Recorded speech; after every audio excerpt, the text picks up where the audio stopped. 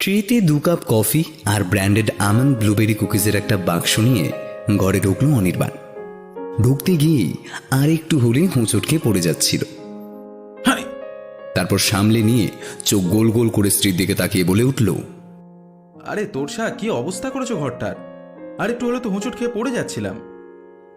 গোটা ঘরের মেঝেতে দোমড়ানো মোচড়ানো রংচঙে গিফট পেপার, বাক্স আর রিবন গড়াগড়ি খাচ্ছে।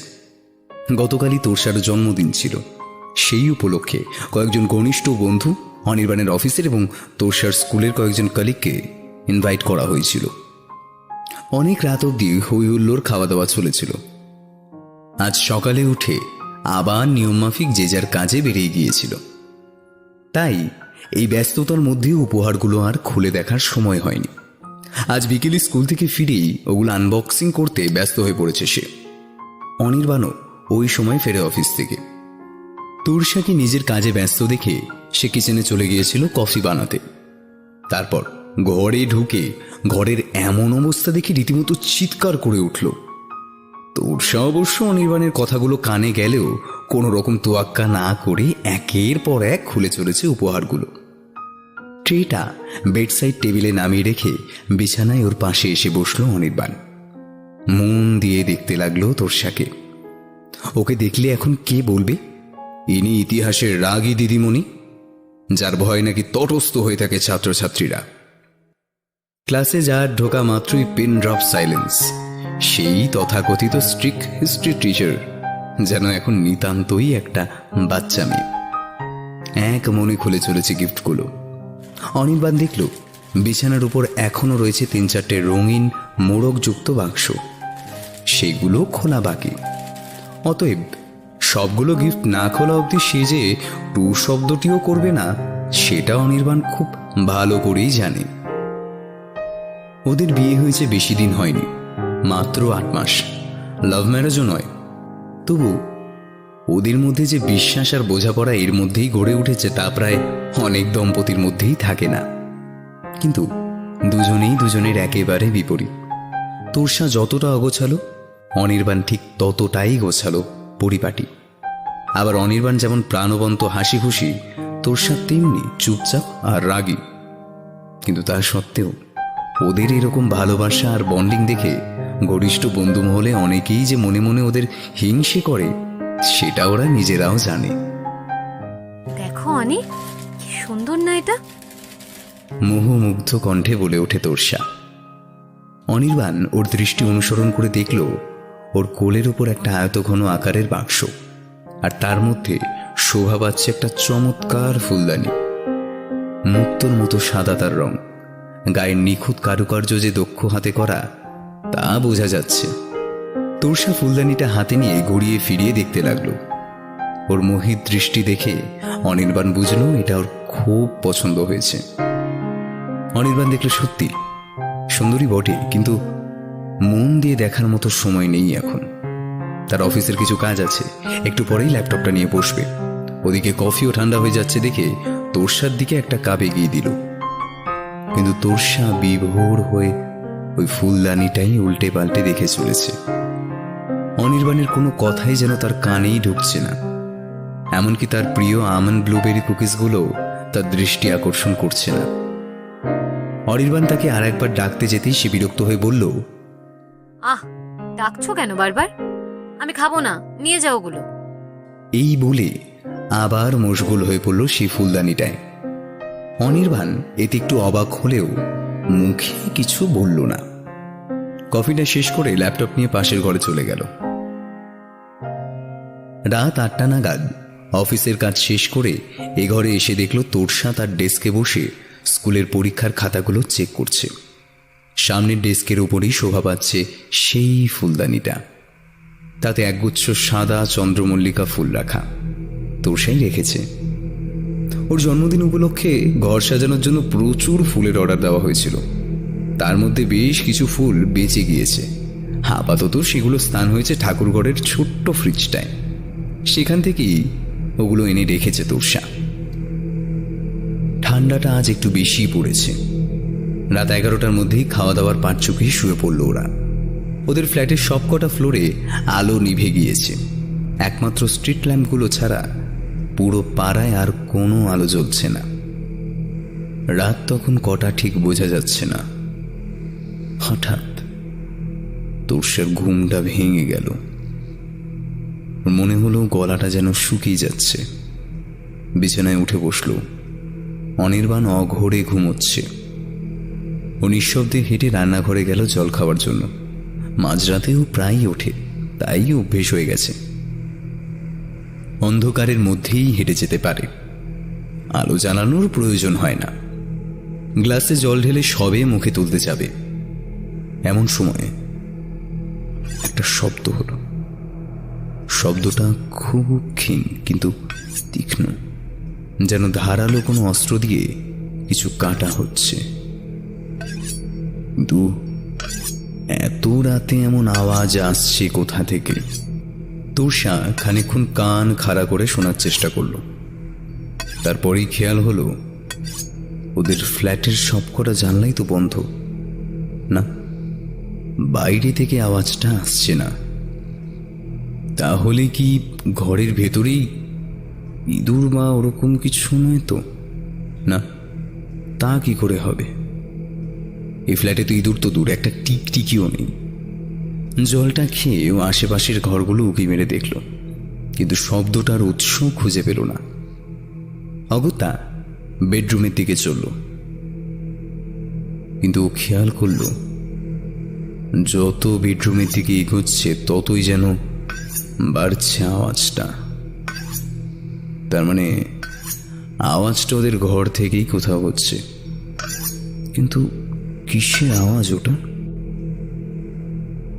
ঘরে ঢুকতে গিয়ে হঠাৎ ওই নিকষ কালো অন্ধকারের মধ্যেই ও দেখল সাদা রঙের একটা কিছু জল জল করছে ওর ডেস্কের উপর।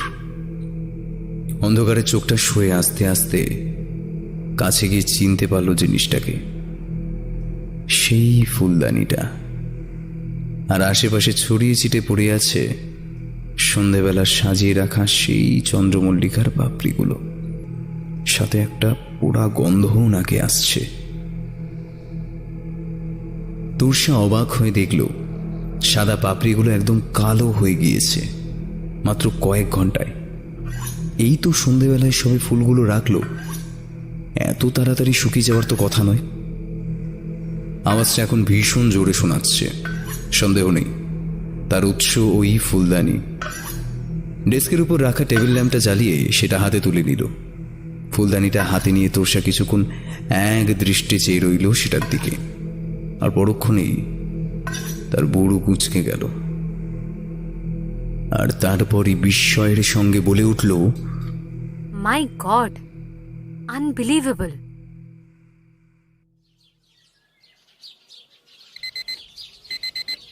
সকাল 7টার সময় অ্যালার্মের আওয়াজে ঘুম ভাঙল অনির্বাণের। আজ রবিবার, অভ্যাসবশত অ্যালার্মটা দেওয়াই ছিল, বন্ধ করা হয়নি। ছুটির দিনে ওরা একটু দেরিতেই বিছানা ছেড়ে ওঠে, তাই অ্যালার্মটা বন্ধ করার জন্য হাত বাড়াতেই দেখল পাশে তোরসা নেই। অনির্বাণ ভাবল ও কি তাহলে উঠে পড়েছে? কিন্তু সচরাচর তো এত সকালে ওঠে না ছুটির দিনে, তাও আবার শীতকালে। চোখ ডলতে ডলতে উঠে বসল অনির্বাণ। তোরসা, তোরসা! এইরকম ভাবে কয়েকবার ডাকার পর তোরসার গলা শোনা গেল। আসছি, কিচেনে আছি। কিছুক্ষণ পরেই তোরসা ঢুকলো চায়ের কাপ নিয়ে। অনির্বাণ তখনও বিছানায় বসে আছে। ওকে দেখি হাসতে হাসতে বলল, আরে কি গো, আজ সূর্য কোন দিকে উঠলো বলো তো? এত সকাল সকাল উঠে পড়লে, আবার চাও বানালে, কি ব্যাপার ম্যাডাম? তোরসা পরিবর্তে মিষ্টি হেসে বলল, কারণ আছে, ওই ফুলদানিটার একটা ইন্টারেস্টিং ব্যাপার খেয়াল করেছি। আজ ওটা নিয়ে একটু রিসার্চ করব, তাই উঠে পড়লাম। অনির্বাণ বলল, কি ব্যাপার? এখন কিছুই বলবো না। এই বলে তোরসা চলে গেল। অনির্বাণ জানে তোরসা একবার না বলেছে মানে ও কিছুতেই মুখ খুলবে না, তাই আর কিছু জিজ্ঞাসা করল না। বিছানা থেকে নামতে গিয়ে দেখল ডেস্কের ওপর কালকের ওই ফুলদানিটায় এখনো ঝলমল করছে সাদা রজনীগন্ধার স্টিক। তোরসা যে ফুলদানিটাকে এক প্রকার ভালোই বেসে ফেলেছে তা ওর এই সাজানোর বহর দেখে অনির্বাণ নিশ্চিত। সে তাড়াতাড়ি বিছানা ছেড়ে উঠে ফ্রেশ হয়ে ডাইনিংয়ে গেল ব্রেকফাস্টের জন্য। টেবিলের উপর খাবার রাখা ছিল। রোজ ওরা দুজন একসঙ্গেই ব্রেকফাস্ট করে, কিন্তু আজ তোরসা পাশের রুমে দরজা বন্ধ করে কি একটা কাজ নিয়ে ব্যস্ত। অনির্বাণকে বলেছে খুব প্রয়োজন ছাড়া যেন ওকে না ডাকতে। তাই অনির্বাণ আজ একাই বসে আছে টেবিলে। খবরের কাগজটা হাতে নিয়ে চায় চুমুক দিতে না দিতেই বেজে উঠল ডোরবেল।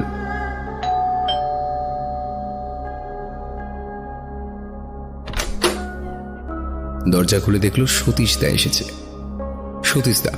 সতীশদা ওদের বাড়িতেই কাজ করে। বছর 45-এর এই মানুষটি নিজের লোক বলতে আর কেউ নেই।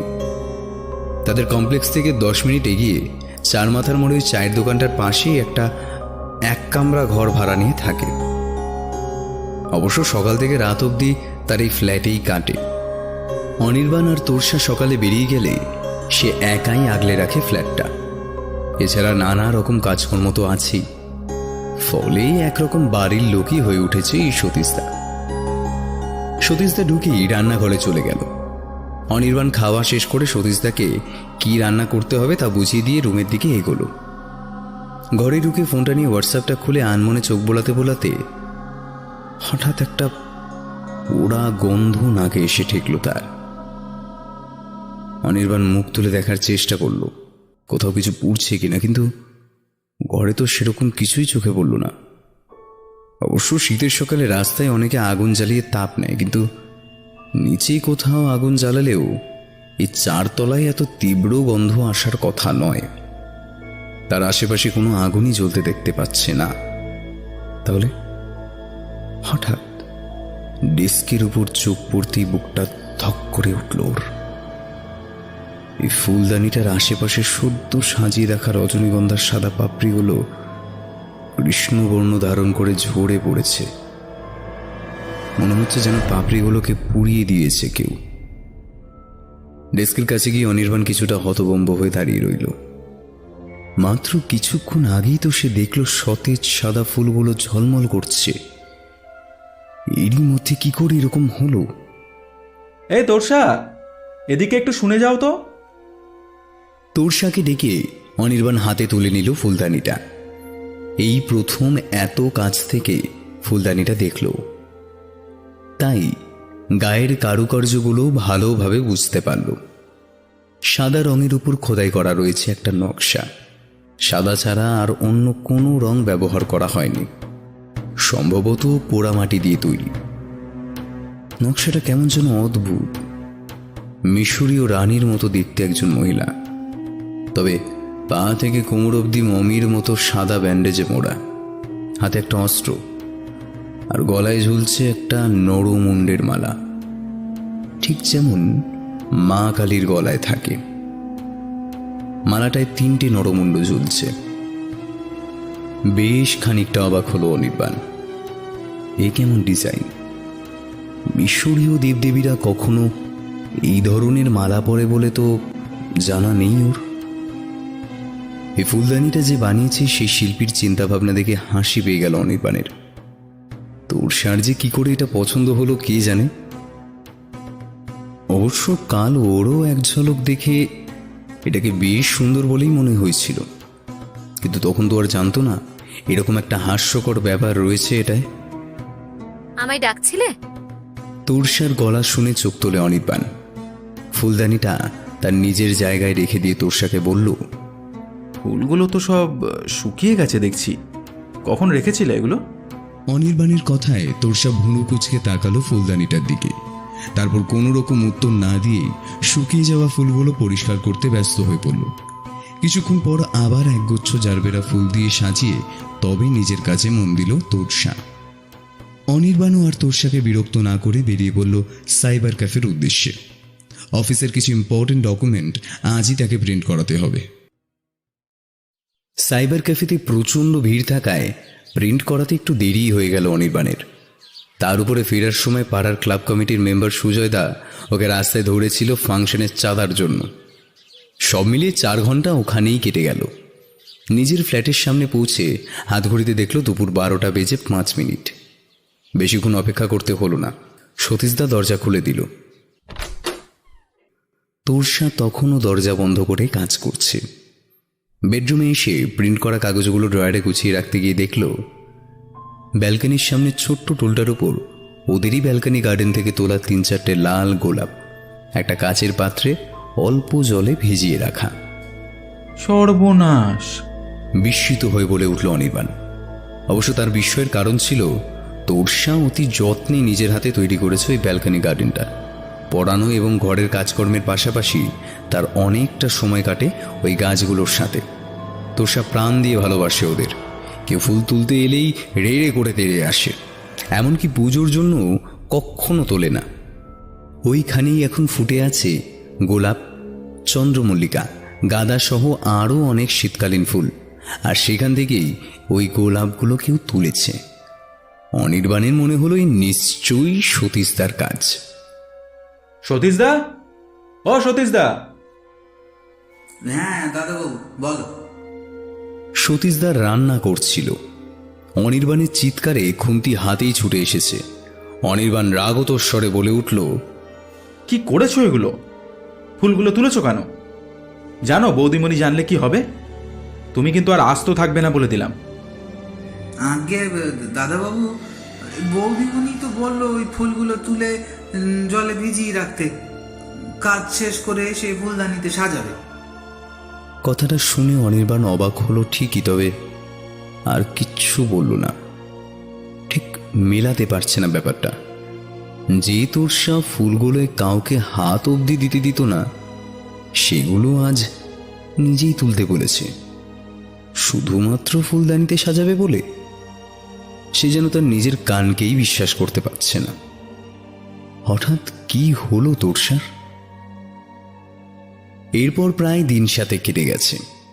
তোরসার ফুলদানি সম্পর্কিত খামখেয়ালিপনা আরও বেড়েছে। গাছের ফুল তুলতে তুলতে একসময় আর কিছুই অবশিষ্ট নেই সেখানে। কিন্তু ফুলদানি সাজানোর কাজ থেমে থাকেনি। শুরু হয়েছে রোজ নিত্য নতুন ফুল দোকান থেকে কিনে এনে ফুলদানির শোভাবৃদ্ধি। তবে প্রতিবারই কোনো এক অজ্ঞাত কারণে ফুলগুলো ফুলদানিতে রাখার কয়েক ঘন্টার মধ্যেই শুকিয়ে কালো হয়ে গিয়ে ঝরে পড়ে এবং তোরসা অবলীলায় সেগুলোকে তৎক্ষণাৎ নতুন ফুল দিয়ে প্রতিস্থাপিত করে দেয়। ফলে ওটা কখনোই ফাঁকা থাকে না। অনির্বাণের মনে হয় যেন ফুলগুলোর ওইরূপ করুণ অবস্থা দেখে নির্মম আনন্দ পায়ও। ফুলদানির এইরকম অদ্ভুত বৈশিষ্ট্য তোরসার মনে কোনো প্রশ্ন তুলছে না দেখে অবাক হয় অনির্বাণ। ইদানিং ফুলদানিটাকে বেশিরভাগ সময়ই চোখের সামনে রাখেও। মাঝে মাঝে ওইদিকে তাকিয়ে আকাশ পাতাল কি যেন ভেবে চলে। তখন মনে হয় ও যেন এই পৃথিবীর বাইরের কেউ। কথাবার্তাও বেশ কমই বলে এখন। কোনো কোনো দিন তো নানা রকম অজুহাত দিয়ে স্কুলেও যায় না। অনির্বাণ বুঝতে পারে ওর এই পরিবর্তনের জন্য দায়ী ওই ফুলদানিটাই। ওই ফুলদানিটার প্রতি এক প্রগাঢ় অবসেশন বাধা বেঁধেছে ওর মনে। মাঝে একবার তোরসার কাউন্সেলিং করানোর কথাও ভেবেছিল, কিন্তু তোরসা রাজি হয়নি। আর এর জন্য অন্য কোনো অসুবিধা যেহেতু হচ্ছে না, তাই আর এগোয়নি অনির্বাণ। সেদিন সন্ধেবেলা অনির্বাণ ব্যালকনিতে দাঁড়িয়ে এসব কথাই ভাবছিল। ন্যাড়া গাছগুলো যেন করুণ চোখে তাকিয়ে আছে ওর দিকে। ওর নিজেরই গাছগুলোকে দেখে কষ্ট হয়। যে ব্যালকনিটা এতদিন ফুলে ভরে থাকতো, আজ সেখানে একটা ফুলও নেই। তোরসার কি একটু খারাপ লাগছে না? কি হয়েছে ওর? অনির্বাণ এর কোনো উত্তর পায় না। গুটি গুটি পায়ে ঘরে ফিরে আসেও। তোরসা এখন বাড়ি নেই, বেরিয়েছে ফুল কিনতে। ডেস্কের কাছে এসে ফুলদানিটা মন দিয়ে দেখেও কি এমন আছে এই ফুলদানিতে। ওটা হাতে নিয়ে এমন সময় ডোরবেলটা বেজে উঠল ঝনঝন করে। আর এই আকস্মিকতায় ফুলদানিটা ওর হাত থেকে পড়ে গেল মাটিতে। ভীষণ জোরে একটা আওয়াজ হলো। পোড়ামাটির ফুলদানিটা হয়তো ভেঙেই গেল, এই আশঙ্কায় তৎক্ষণাৎ চোখ বন্ধ করে নিল অনির্বাণ। যা জোরে আওয়াজটা হলো তাতে নিশ্চিত ওটা ভেঙেছে। ওদিকে তোরসার গলা শোনা যাচ্ছে। ফিরে এসেছে ও। ভেঙে যাওয়া জিনিসটার দিকে তাকানোর আগেই তোরসার রাগি রাগি মুখটা মনে করে একবার শিহরিত হয়ে উঠল অনির্বাণ। তোরসার প্রিয় ফুলদানিটা ভেঙে ফেলেছে শুনলে হয়তো আর কথাই বলবে না ওর সঙ্গে। সাময়িক ধাক্কাটা কাটিয়ে ওঠে। মেঝের দিকে তাকাতেই আরও একবার অবাক হলো অনির্বাণ। ফুলদানিটা তো ভাঙেনি। হাতে তুলে নিয়ে উল্টে পাল্টে দেখল, কোথাও কোনো স্ক্র্যাচও নেই। অদ্ভুত ব্যাপার, পোড়ামাটির জিনিস তো খুব সহজেই ভেঙে যাওয়ার কথা। হঠাৎ মনে হলো জিনিসটার মধ্যে থেকে যেন হালকা আলো বেরোচ্ছে, জল জল করছে জিনিসটা। তাহলে কি এটা? অন্য কোনো ধাতু? কি করছো অনি? তুমি ওটা ধরেছো কেন? তোরসার গলা শুনে ওর দিকে তাকায় অনির্বাণ। তোরসা বড় বড় চোখ করে মেঝের দিকে তাকিয়ে আছে। ওর দৃষ্টি অনুসরণ করে অনির্বাণ দেখল মেঝেতে ছড়িয়ে ছিটিয়ে পড়ে রয়েছে কিছুক্ষণ আগের সাজিয়ে রাখা ফুলগুলো। ও কিছু বলার আগেই তোরসা ছুটে এসে টান মেরে ফুলদানিটা কেটে নিল ওর হাত থেকে। তারপর ঝাঁঝিয়ে উঠল, আমার ফুলদানিতে তুমি একদম হাত দেবে না বলে দিলাম, খুব খারাপ হবে তাহলে। কথাটা শেষ করেই তোরসা বেরিয়ে গেল ঘর থেকে। তবে অনির্বাণ খেয়াল করেছিল কথাগুলো বলার সময় তোরসার মুখটা অসম্ভব রকমের হিংস্র হয়ে উঠেছিল। নিজের স্ত্রীর এই অবস্থা দেখে এক অজানা আতঙ্কের কালো মেঘ দানা বাঁধতে থাকে অনির্বাণের মনে। সেদিন অনির্বাণ আর কোনো কথা তোলেনি ওই ফুলদানিটা নিয়ে, কিন্তু ফুলদানিটির মেটেরিয়ালটা ওকে বেশ ভাবিয়ে তুলেছে। সচরাচর এরকম কোনো ধাতুর জিনিসও আগে দেখেনি। ও অন্তত এইটুকু বুঝেছে ওটা আর যাই হোক পোড়ামাটি বা সাধারণ কোনো ধাতু নয়। ওই আলো জ্বলার ব্যাপারটা কনসিডার করা যেত যদি জিনিসটা ফসফরাস হতো, কিন্তু ফসফরাস তো এতটা শক্ত হয় না। আর ফসফরাসের যে ফুলদানি হয় এটাই ও শুনিনি কোনোদিন। এটা অপার্থিব কোনো ধাতু নয় তো? না না, কিসব ভাবছেও, যত সব আজগুবি। কিন্তু ব্যাপারটাকে আর হালকাভাবে নেওয়া যাবে না। তোরসার পাগলামি দিন দিন বেড়েই চলেছে। অনির্বাণ ঠিক করে ফেলল ফুলদানিটা নিয়েও কি করবে। অনির্বাণ এখন বসে আছে বালিগঞ্জের একটা দোতলা বাড়ির ড্রয়িং রুমে। এই বাড়িটা ডক্টর প্রবীর রায়চৌধুরীর। উনি মেটাল ফরেন্সিক অ্যানালাইসিস ডিপার্টমেন্টে অনেক বছর ধরে কাজ করছেন, রিসার্চও করেছেন অনেক। এমন সব ধাতু উনি বিশ্বের এমন এমন দুর্গম অঞ্চল থেকে উদ্ধার করে এনেছেন যেটা আর কেউ পারেনি। উনি অনির্বাণের বিশেষ পরিচিত, ওর বাবার ছোটবেলার বন্ধু। অনির্বাণ ওনাকে কাকু বলেই ডাকে। তোরসা স্কুল থেকে এক্সকারশনে গিয়েছে কালই, 3 দিনের ট্রিপ, তাই আর সময় নষ্ট করেনি অনির্বাণ। ওই ফুলদানিটা সঙ্গে নিয়ে চলে এসেছে এখানে। ডক্টর রায়চৌধুরীকে ওটা দেখানোর উদ্দেশ্যে এসেছেও। আগের দিন রাতে ওনাকে সব ঘটনা পুঙ্খানুপুঙ্খভাবে বিশ্লেষণ করেছে সে। হরিদা এসে চা দিয়ে গিয়েছে অনেকক্ষণ আগে। বেশিক্ষণ অপেক্ষা করতে হলো না ওকে। 5 মিনিট পরেই ডক্টর রায়চৌধুরী এসে বসলেন ওর সামনে।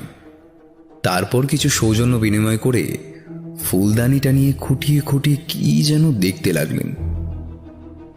অনির্বাণ অসহায়ভাবে বলে উঠল, কাকু প্লিজ কিছু করুন, ব্যাপারটা আমার ঠিক স্বাভাবিক লাগছে না।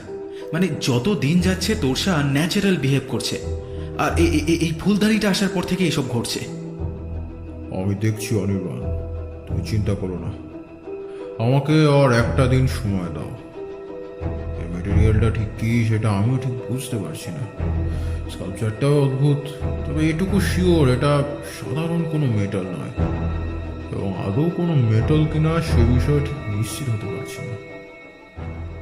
তারপর একটু থেমে আবার বললেন, আচ্ছা অনির্বাণ, তুমি একটু ভেবে বলো তো, তোরসা কি তোমায় এই ফুলদানিটার ব্যাপারে কিছু বলেছে কখনো? না কাকু, গত কয়েক সপ্তাহ কারোর সঙ্গেই ঠিকমতো কথা বলছে না, আমার সাথেও না। তবে কাকু শেষ যেদিন মানে স্বাভাবিকভাবে কথা বলেছিল সেদিন কেউ বলেছিল ও নাকি কোনো একটা ইন্টারেস্টিং ব্যাপার খেয়াল করেছে, আর ওই সেটা নিয়েই কদিন ধরে রিসার্চ করছিল। আমাকে বলেছিল যে রিসার্চ শেষ হলেই আমাকে বলবে, কিন্তু তারপরেই মানে কেউ যেন অস্বাভাবিক আচরণ করতে শুরু করলো। ডক্টর রায়চৌধুরীর কপালে চিন্তার ভাঁজ পড়ল। অনির্বাণ আবার বলে উঠল, আমি আমি একটা ব্যাপারে নিশ্চিত কাকু, তোরসা এই পিকিউলিয়ার ফুলদানিটার ব্যাপারে নিশ্চয়ই কিছু জানে। প্রবীরবাবু বললেন, আমারও তাই মনে হয়, তবে নিশ্চিত করে কিছুই বলা যায় না। তুই চিন্তা করো না একদম, আমার কাছে যখন এসেছো নিশ্চিন্তে থাকো। আশা করছি কাল কিছু না কিছু জানাতে পারবো। ধন্যবাদ কাকু। ফুলদানিটা ডক্টর রায়চৌধুরীর হেফাজতে রেখে অনির্বাণ বেরিয়ে এলো। বাড়ি এসেই রোজকার মতোই নিজের কাজে মন দিল। সেদিনটাও কেটে গেল নির্বিঘ্নে। পরের দিন সকালে অফিসে বেরোনোর জন্য তৈরি হচ্ছে, এমন সময় ফোনটা বেজে উঠল। অন্য সময় হলে এর জন্য খুব বিরক্ত হয়, কিন্তু আজ ফোনের স্ক্রিনে ভেসে ওঠা নামটার দিকে তাকিয়ে একটু খুশি হলো। ডক্টর রায়চৌধুরীর ফোন। তাড়াতাড়ি ফোনটা রিসিভ করে হ্যালো বলতেই ওবার থেকে ভেসে এলো প্রবীরবাবুর উচ্ছ্বসিত গলা। বুঝলে অনির্বাণ, কাল সারা রাত ধরে ওই ফুলদানিটা পরীক্ষা করেছি। আমি জানতে পেরেছি জিনিসটা কি। ওটা আসলে কোনো ধাতু নয়, ওটা বোন দিয়ে তৈরি। অনির্বাণ অবাক হয়ে কাঁপা কাঁপা গলায় বলল, বোন মানে হাড়? হ্যাঁ, বোন চায়না নাম শোনোনি? চীন দেশে পশু পাখির হাড় থেকে নানা রকম শৌখিন জিনিস তৈরি হয়, সেখান থেকেই এর নাম বোন চায়না। অন্য অনেক দেশেও এর ব্যবহার আছে, তবে গত বছরই এটি সম্পূর্ণ নিষিদ্ধ করে দেওয়া হয়। তবে এখনো কোনো কোনো দেশে গোপনে এগুলো তৈরি করে। কিন্তু আমার অন্য একটা জায়গায় খটকা লাগছে। কি কাকু? বোন চায়নার তৈরি জিনিসে আরো অনেক মেটেরিয়াল থাকে, কিন্তু এটা পুরোপুরি বোন অ্যাশ দিয়ে তৈরি। অন্য কোনো মেটেরিয়াল নেই, যেটা হওয়ার কথা নয়। শুধু একটা সাদা রং করে দেওয়া হয়েছে বডিতে। অনির্বাণ কি বলবে ভেবে পেল না। ডক্টর রায়চৌধুরী বলে উঠলেন, ঠিক আছে, তুমি বরং এটা আজকেই নিয়ে যাও। আমি হয়তো থাকবো না, হরিকে বলে রাখবো, ও দিয়ে যাবে তোমায়। আর ওই অদ্ভুত ডিজাইনটা সম্পর্কে আমার এক আর্কিওলজিস্ট বন্ধুকে জিজ্ঞাসা করছি। কিছু জানতে পারলে তোমায় জানাবো। হয়তো এটা নিছকই একটা সাধারণ ফুলদানি। তোরসা হয়তো ভীষণভাবে অবসেসড হয়ে পড়েছে এটা নিয়ে, এর বেশি হয়তো কিছুই নয়।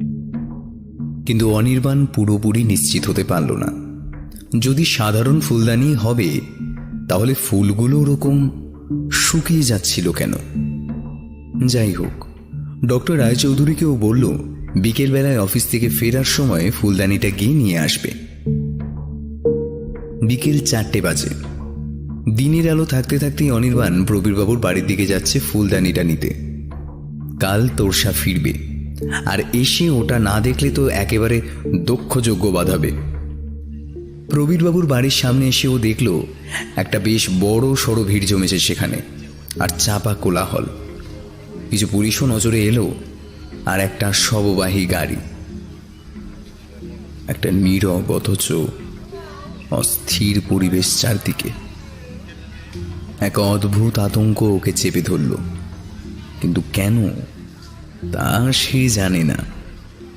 কিছুটা সংকোচে ও এগিয়ে গেল ভিড়টার দিকে। সামনেই একজন ভদ্রলোককে ডেকে জিজ্ঞাসা করল এই জমায়েতের কারণ। তার উত্তরে তিনি যা বললেন তা শোনার জন্য একেবারেই প্রস্তুত ছিল না অনির্বাণ। সে ভদ্রলোক বললেন, মার্ডার হয়েছে দাদা। প্রবীরবাবুর কাজের লোক হরির চিৎকার শুনে আমরা কয়েকজন বাড়ির ভেতরে ঢুকে দেখি প্রবীরবাবু ওনার স্টাডি রুমে নিথর অবস্থায় পড়ে আছেন। ধর থেকে মাথাটা আলাদা। তারপরেই পুলিশকে খবর দেওয়া হয়। হোয়াট? কি করে? কি জানি মশাই, হরি বলল সেটা কি ছাদে জামা কাপড় মেলছিল। গোটা বাড়ির জানলার দরজাই বন্ধ ছিল, তাহলে কে বা কারা ঢুকে খুনটা করলো বলুন তো? আর করলো তো করলো অমন নৃশংসভাবে। যতদূর জানি উনি তো কারোর সাথে পাশে থাকতেন না, আর ওনাকে কিনা এইভাবে। অনির্বাণ বুঝে উঠতে পারে না ওর কি বলা উচিত, কিন্তু একটা আশঙ্কা ওর মনে থেকে যাচ্ছে। ওই ফুলদানিটার জন্যই এসব কিছু হচ্ছে না তো? যদি তাই হয় তবে এর জন্য দায়ী তো নিজেই। কিন্তু কিছু বলার আগেই একজন পুলিশ অফিসার এগিয়ে এলেন ওর দিকে। আপনি কি মিস্টার অনির্বাণ মল্লিক? খানিকটা ভ্যাবাচাকা খেয়ে অনির্বাণ উত্তর দিল, হ্যাঁ, মানে আমি অনির্বাণ মল্লিক। কেন বলুন তো? মিস্টার রায়চৌধুরী মারা যাওয়ার আগে শেষ কলটা আপনাকে করেছিলেন, আর হোয়াটসঅ্যাপেও ফ্রিকুয়েন্টলি কন্ট্যাক্টে আপনি আছেন। সেখান থেকে আপনার নামটা পেলাম। তা আপনি ওনার কে হন? আমি ওনার ছোটবেলার বন্ধুর ছেলে। আমাকে খুব ভালোবাসতেন, তাই নিয়মিত যোগাযোগ রাখতাম। ওনার সার্ভেন্ট হরি বলেছে কাল আপনি এই বাড়িতে এসেছিলেন। তা কি ব্যাপারে এসেছিলেন জানতে পারি? একটা বিশেষ কাজে এসেছিলাম, মানে একটা ফুলদানির মেটাল ডিটেকশনের জন্য ওনাকে দেখাতে এসেছিলাম। তো সেই ফুলদানিটা একবার দেখা যেতে পারে? মানে বুঝতেই তো পারছেন মার্ডারের ব্যাপার, তাই আমরা কোনো রকম ক্লুই আর কি হাতছাড়া করতে চাইছি না। প্রবীরবাবু একা ব্যাচেলর মানুষ, কাজের বাইরে কারোর সাথেই তত ঘনিষ্ঠতা নেই। ওর কাছের মানুষ বলতেও তেমন কেউ আছে বলে শোনেনি অনির্বাণ। নিয়মিত যোগাযোগ বলতে কেবল অনির্বাণ আর দু একজন কলিগ। অনির্বাণের বুঝতে অসুবিধা হয় না, অফিসার তাকেও সন্দেহের তালিকায় রেখেছেন। সে বলে ওঠে, ওটা ওনার কাছেই ছিল, আমাকে আজ নিয়ে আসতে বলেছিলেন। ওকে, ফাইন, আমার সঙ্গে চলুন ভেতরে। অফিসারের সাথে বাড়ির অন্দরমহলের দিকে যেতে যেতে অনির্বাণ দেখল পুলিশ আস্তে আস্তে গোটা বাড়িটা সিল করে দিচ্ছে। বাড়ির ভেতরটা যেন অদ্ভুত রকমের থম মেরে আছে। ঢোকার সময় হরিদাকেও চোখে পড়ল, মানুষটা খুব ভেঙে পড়েছে। স্বাভাবিক, প্রায় 30 বছর ধরে রয়েছে সে এখানে। এক ধরনের মায়া পড়ে গিয়েছে তার মনিবের উপর। স্টাডি রুমে ঢুকলো ওরা, কিন্তু সারা ঘর তন্ন তন্ন করে খুঁজেও ফুলদানিটা ওরা দেখতে পেল না। হরিদাকে জিজ্ঞাসা করতে সে বলল, প্রবীরবাবু নাকি কাল প্রায় সারা রাত ওই ফুলদানিটা নিয়ে ওই ঘরেই কি সব কাজ করছিলেন। সকালে চা দিতে ঘরে ঢুকেও টেবিলের উপর ওই ফুলদানিটা দেখতে পেয়েছিল। তখন হরিদাকে উনি বলেছিলেন উনি একটু পরেই বেরোবেন অফিসে, ফিরতে রাত হবে। অনির্বাণ এলে যেন এটা ওকে দিয়ে দেয়। কিন্তু তারপর এরকম একটা ঘটনা ঘটে যাওয়ায় হরিদা আর খেয়াল করেনি ওটাকে। প্রায় সারা বাড়ি খুঁজলো ওরা সবাই মিলে, কিন্তু কি আশ্চর্য, কোথায় গেল ফুলদানিটা? রাস্তায় অন্যমনস্কভাবে হাঁটছিল অনির্বাণ। চারপাশে রাস্তায় এখন মানুষজনের ভিড় কমে এসেছে অনেকটা। দোকানদারেরা সারা দিনের ব্যবসার পর দোকান বন্ধ করে বাড়ি ফেরার তোড়জোড় করছে। রাস্তার পাশের চার্চটার একদম মাথায় লাগানো ঘড়িটার দিকে তাকিয়েও দেখল রাত 11:30 বাজে। বেশ শীত করছে ওর। জ্যাকেটটা ভালো করে গায়ে ঢেকে শূন্য দৃষ্টি নিয়ে বাড়ির দিকে চলেছে ও। প্রবীরবাবুর বাড়ি থেকে অফিসার ওকে থানায় যেতে বলেছিলেন কিছু জিজ্ঞাসাবাদের জন্য। এতক্ষণ সেখানেই ছিল। প্রাথমিক কিছু জিজ্ঞাসাবাদ করে সন্দেহ করার মতো তেমন কোনো প্রমাণ না পেয়ে শেষমেশ ওকে ছেড়ে দিয়েছেন অফিসার। কিন্তু মনের মধ্যে কতগুলো এলোমেলো চিন্তা ঘুরপাক খাচ্ছে। প্রবীরবাবুকে কে খুন করল? হরিদা বলেছিল বাড়ির জানলা দরজা বন্ধই ছিল, কারো ঢোকার প্রশ্নই নেই। পুলিশ কোনো ভাঙা দরজা বা জানলা দেখতে পায়নি বাড়ি তল্লাশি করে।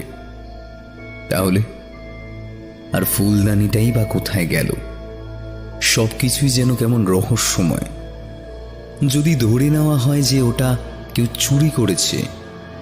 তবুও অনেকগুলো প্রশ্ন থেকেই যাচ্ছে। প্রথমত, সে বাড়িতে ঢুকলো কিভাবে, আর দ্বিতীয়ত, ওই সামান্য একটা ফুলদানি চুরি করার জন্য কেউ প্রবীরবাবুকে খুন করবে কেন? মাথাটা যন্ত্রণায় ছিঁড়ে যাচ্ছে অনির্বাণের। মনে হচ্ছে এক্ষুনি মাথা ঘুরে পড়ে যাবে রাস্তায়। তবু কোনো মতে নিজেকে সামলে নিয়ে বাড়ি অবধি পৌঁছালো। সতীশদা দরজা খুলে দিল। অনির্বাণের জন্য অপেক্ষা করতে করতে আজ আর বাড়ি ফেরা হয়নি তার। কিন্তু এত রাতে অনির্বাণকে আসতে দেখেও কোনো প্রশ্ন করল না।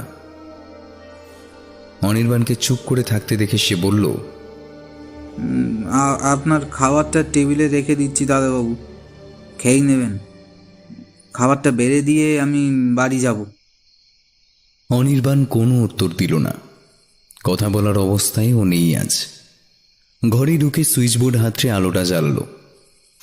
বড্ড ক্লান্ত লাগছে ওর। মাথার ওই অসহ্য যন্ত্রণা থেকে ওকে মুক্তি দিতে পারে একমাত্র ঘুম। বিছানার দিকে এগিয়ে চলল সে। হঠাৎ ডেস্কের উপর চোখ পড়তেই চোখ বিস্ফারিত হয়ে গেল ওর। মাথায় বাজ পড়লেও বোধহয় এত অবাক হতো না। ডেস্কের উপর সগর্বে জলজল করছে সেই ফুলদানি। মুহূর্তে আকস্মিকতায় অনির্বাণ কিছুটা ঘাবড়ে গেল। কাপা কাপা গলায় অস্ফুটে কয়েকটা শব্দ শুধুমাত্র বেরিয়ে এলো ওর মুখ থেকে। ওটা এখানে এলো কি করে? সতীশদা, সতীশদা এদিকে এসো। সতীশদা টেবিলে অনির্বাণের খাবারটা গুছিয়ে রেখে বাড়ি যাওয়ার জন্য তৈরি হচ্ছিল। অনির্বাণের চিৎকার শুনে ছুটে এলো তক্ষুনি। কি আছে দাদাবাবু, কি আছে? এটা এখানে কি করে এলো? হ্যাঁ, কে আনলো এটা? সতীশদা হা করে অনির্বাণের মুখের দিকে চেয়ে রইল, যেন ওর কোনো কথাই তার বোধগম্য হচ্ছে না। তাকে কিং কর্তব্য বিমূঢ়ের মতো দাঁড়িয়ে থাকতে দেখে অনির্বাণ আবার বলল, ওটাকে নিয়ে যাও তোমার সাথে, আর নষ্ট করে দাও। আমি দেখতে চাই না ওটা, আমি আর দেখতে চাই না, প্লিজ নিয়ে যাও। সতীশদা অবাক চোখে মাথা নাড়ল একবার।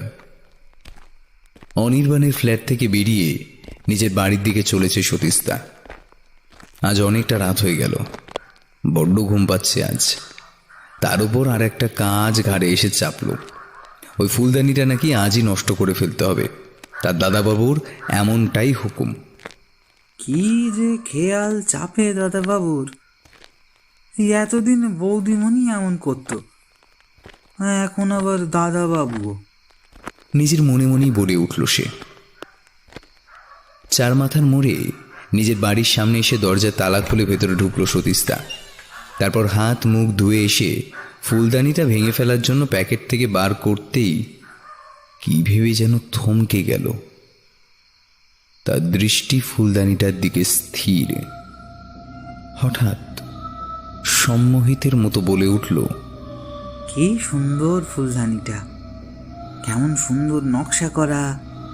সেই মুহূর্তে তার মনে প্রশ্ন জাগল, তার দাদাবাবু কেন এমন সুন্দর জিনিসটাকে নষ্ট করে দিতে বলল? কিন্তু তার তো কিছুতেই এটা নষ্ট করতে মন চাইছে না।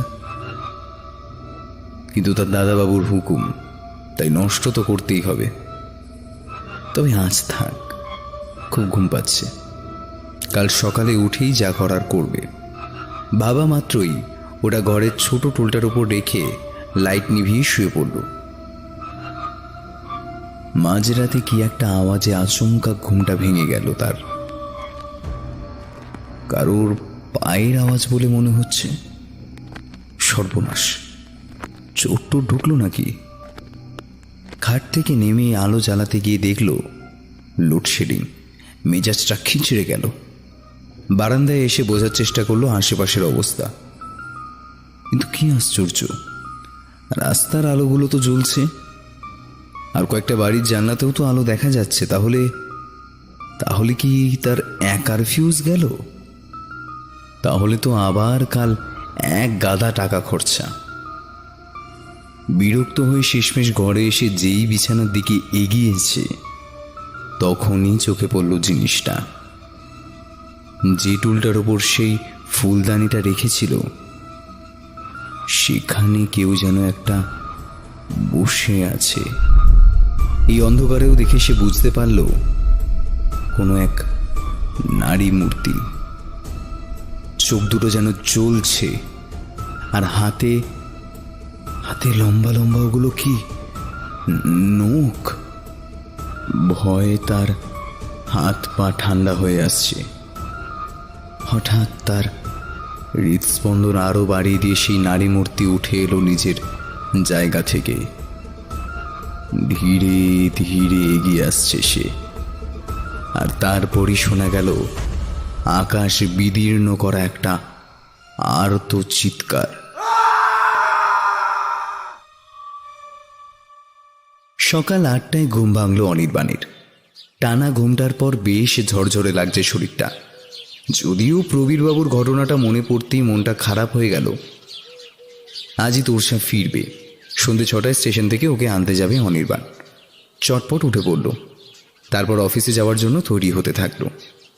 সমস্ত ফাইলপত্র গোছগাছ করে রেডি হয়ে দেখলো ঘড়ির কাঁটা 10টা ছুঁই ছুঁই। সতীশদা যে কেন এখনো এলো না? এত দেরি তো করে না। শরীর খারাপ হলো নাকি? আজ মনে হয় ওকে বাইরেই খেতে হবে। এই ভেবে বেরিয়ে পড়ল অনির্বাণ। ভাবলো রাস্তায় সতীশদার সাথে দেখা হলে চাবিটা দিয়ে দেবে, বা নাও যদি দেখা হয় তাহলে সোজা বাড়িতে গিয়েই দিয়ে আসবে। তবে যদি সতীশদার শরীর খারাপ হয়ে থাকে তাহলে বলে দেবে আজ আর আসতে হবে না ওকে। গড়ি পেরিয়ে রাস্তার মোড়ে কাছে আসতেই একটা জটলা দেখতে পেল। সতীশদার বাড়ির সামনে লোকজনের ভিড়। তারই মধ্যে দেখা গেল কালকের সেই তরুণ অফিসারকে। অনির্বাণ অনুভব করলো যে আতঙ্কটা মন থেকে চলে গিয়েছিল সেটা আবার ফিরে এসেছে। একটা চেনা ভয় ঘিরে ধরল তাকে। সেই অফিসার এতক্ষণ একজন কনস্টেবলের সাথে কি নিয়ে যেন কথা বলছিল। অনির্বাণকে দেখে ব্যস্ত হয়ে এগিয়ে এলেন সেদিকে।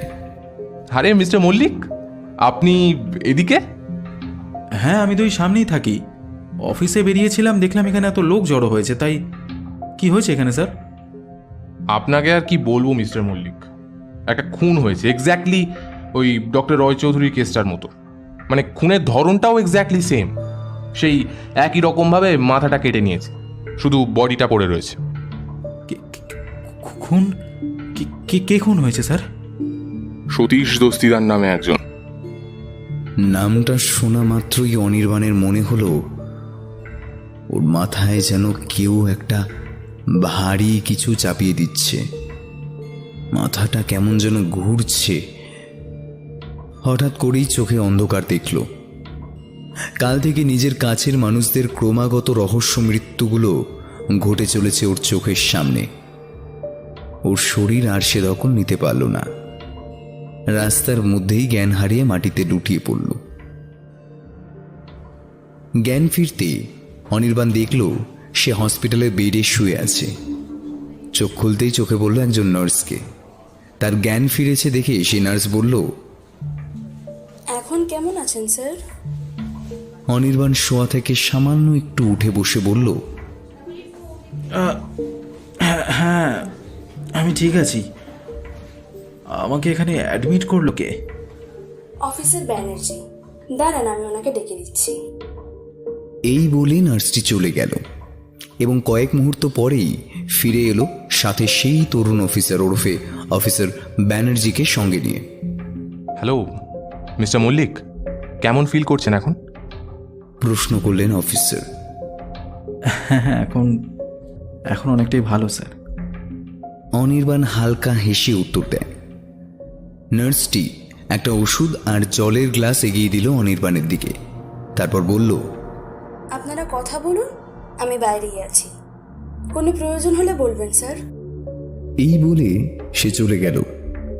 নার্সটি বেরিয়ে যেতেই অনির্বাণ বলল, স্যার, এই দুটো কেসের ব্যাপারে আমার আপনাকে কিছু বলার আছে। আমি যতক্ষণ না আপনাকে সবটা বলতে পারছি আমার ভীষণ গিল্ট ফিল হচ্ছে স্যার। কথাগুলো বলেই দু হাতে মুখ ঢেকে কেঁদে উঠল সে। মিস্টার মল্লিক, আপনি আপনি আপনি শান্ত হন, আমাকে বলুন সবটা। অনির্বাণ একে একে সবটা খুলে বলল তাকে। ফুলদানিটা পাওয়ার পর থেকে যা যা ঘটেছে সব কিছু। পুরোটা শোনার পর একটু গম্ভীর হয়ে গেলেন অফিসার। অনির্বাণ বলল, দেখুন, আমি জানি হয়তো আপনারা আমার কথা বিশ্বাস করছেন না, আর সত্যি বলতে এটা বিশ্বাসযোগ্য নয়। হয়তো আপনি আমাকে সন্দেহ করছেন এই দুটো কেসের সাসপেক্ট হিসাবে, কিন্তু আমি সব সত্যি বলছি স্যার। আমি অসহায়। অফিসার এবার মুখ খুললেন। দেখুন, আমি আপনার কথাগুলো যে একেবারেই অবিশ্বাস করছি তা নয়, কারণ খুনগুলো যেভাবে হয়েছে সেটা কোনো স্বাভাবিক খুন নয়। যদি ধরেও নি এটা কোনো সাইকো কিলারের কাজ, তবুও কিছু তো একটা ক্লু পাওয়া যাবে, কিন্তু সেরকম কোনো কিছুই ফরেন্সিক রিপোর্টে আসেনি। ক্রিমিনাল সাইকোলজিতে বলে পারফেক্ট মার্ডার বলে কিছু হয় না, মানে খুনি যতই ধুরন্ধর হোক না কেন কিছু না কিছু ক্লু ফেলে যাবেই। কিন্তু আমরা কাল থেকে ডক্টর রায়চৌধুরীর বাড়ি বা ওনার ডেড বডি থেকে কোনো রকম ক্লু পাইনি। সতীশ দস্তিদারের বাড়িও সার্চ করা হয়েছে, কিচ্ছু পাওয়া যায়নি। ফরেন্সিক রিপোর্ট আজই চলে আসবে, আর আমার ধারণা ওতেও কিছু পাওয়া যাবে না, কারণ আমার দৃঢ় বিশ্বাস দুটো খুন একজনই করেছে। আপাতভাবে তো খুনের কোনো মোটিভ খুঁজে পাচ্ছি না, আর মার্ডার ওয়েপনটা আসলে কি সেটাও বুঝতে পারছি না। যদি কোনো মানুষ খুনগুলো করতো তাহলে মার্ডার ওয়েপনটা না পাওয়া গেলেও অন্তত বোঝা যেত সেটা কি। এখনো আমাদের ফরেন্সিক টিম সেটা ট্রেস করতে পারেনি।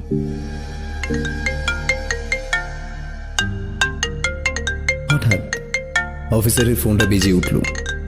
রিসিভ করতেই ওপার থেকে একটা অস্পষ্ট কণ্ঠস্বর ভেসে এলো। কি বলল ঠিক বোঝা গেল না। অনির্বাণ দেখল অফিসারের চোখ দুটো বড় হয়ে গিয়েছে বিস্ময়ে। একটা মাত্র শব্দ বেরিয়ে এলো তার গলা থেকে, হোয়াট? ফোনটা কেটে অনির্বাণকে বললেন, আপনি ঠিক মিস্টার মল্লিক, খুনগুলো কোনো মানুষ করছে না। অনির্বাণ আতঙ্কিত হয়ে বলে উঠল, মানে? ফরেন্সিক ডিপার্টমেন্ট থেকে ফোন করেছিল, খুনগুলো কিভাবে এবং কি দিয়ে হয়েছে সেটা জানালো। কিভাবে স্যার? ধারালো নখের আঁচড়ে শরীর থেকে মাথাটাকে সম্পূর্ণ আলাদা করা হয়েছে, আর তারপরেই মৃত্যু। অনির্বাণ আর কিচ্ছু বলতে পারল না। শুধু একটা আসন্ন বিপদের আশঙ্কায় কেঁপে উঠল এক মুহূর্ত। অফিসার আবার বললেন, মিস্টার মল্লিক, কোনো মানুষের পক্ষে এ কাজ করা সম্ভব নয়। দুটো খুনের মধ্যে একমাত্র কমন ক্লু পাচ্ছি, আর সেটা হচ্ছে ওই ফুলদানি। দুটো খুনের সময় ওই জিনিসটা উপস্থিত ছিল, সুতরাং।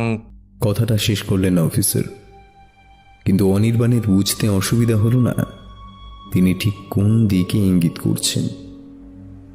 ফুলদানিটা কিন্তু ক্রাইম স্পটে কোথাও পাওয়া যায়নি মিস্টার মল্লিক। আমি হয়তো আন্দাজ করতে পারছি ওটা এখন কোথায় আছে। আপনি একবার আমার সাথে আমার ফ্ল্যাটে চলুন স্যার। অফিসার হয়তো বুঝতে পারলেন অনির্বাণের কথার অর্থ। তিনি বললেন, নিশ্চয়ই। কিছুক্ষণ পরে অনির্বাণের ডিসচার্জ করিয়ে অফিসার তার সাথে তার ফ্ল্যাটে গেলেন। ঘরের পরিবেশ বদ্ধ, থমথমে হয়ে আছে। স্বাভাবিক, যে মানুষটা সারাটা দিন একাই ঘরগুলোকে আগলে রাখত সেই সতীশ দাই তো আজ নেই। বুকে পাথর চাপা দিয়ে সেই দম বন্ধ করা পরিবেশে ঢুকতে হলো অনির্বাণকে। পিছন পিছন এলেন অফিসার। ঘরে ঢুকতেই ডেস্কের দিকে তাকালো সে। যা ভেবেছিল তা ঠিক, ফুলদানিটা যথারীতি সেখানেই বিরাজমান।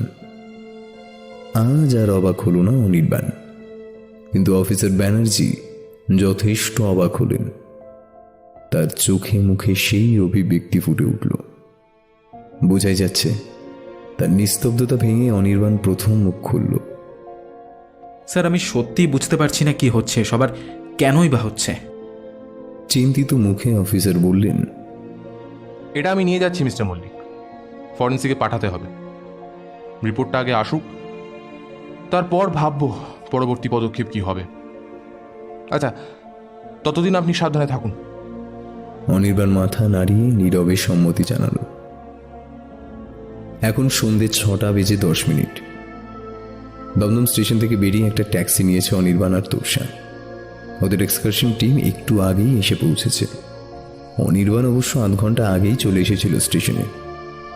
ট্যাক্সিতে যেতে যেতে তোরসা তাদের বেড়ানোর নানা রকম অভিজ্ঞতার কথা বলে চলেছে।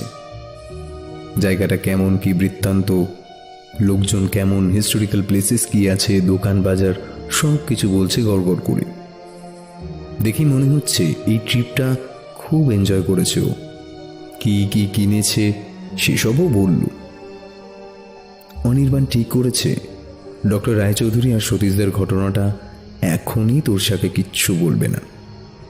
2 দিন কাটুক, তারপর যা বলার বলবে।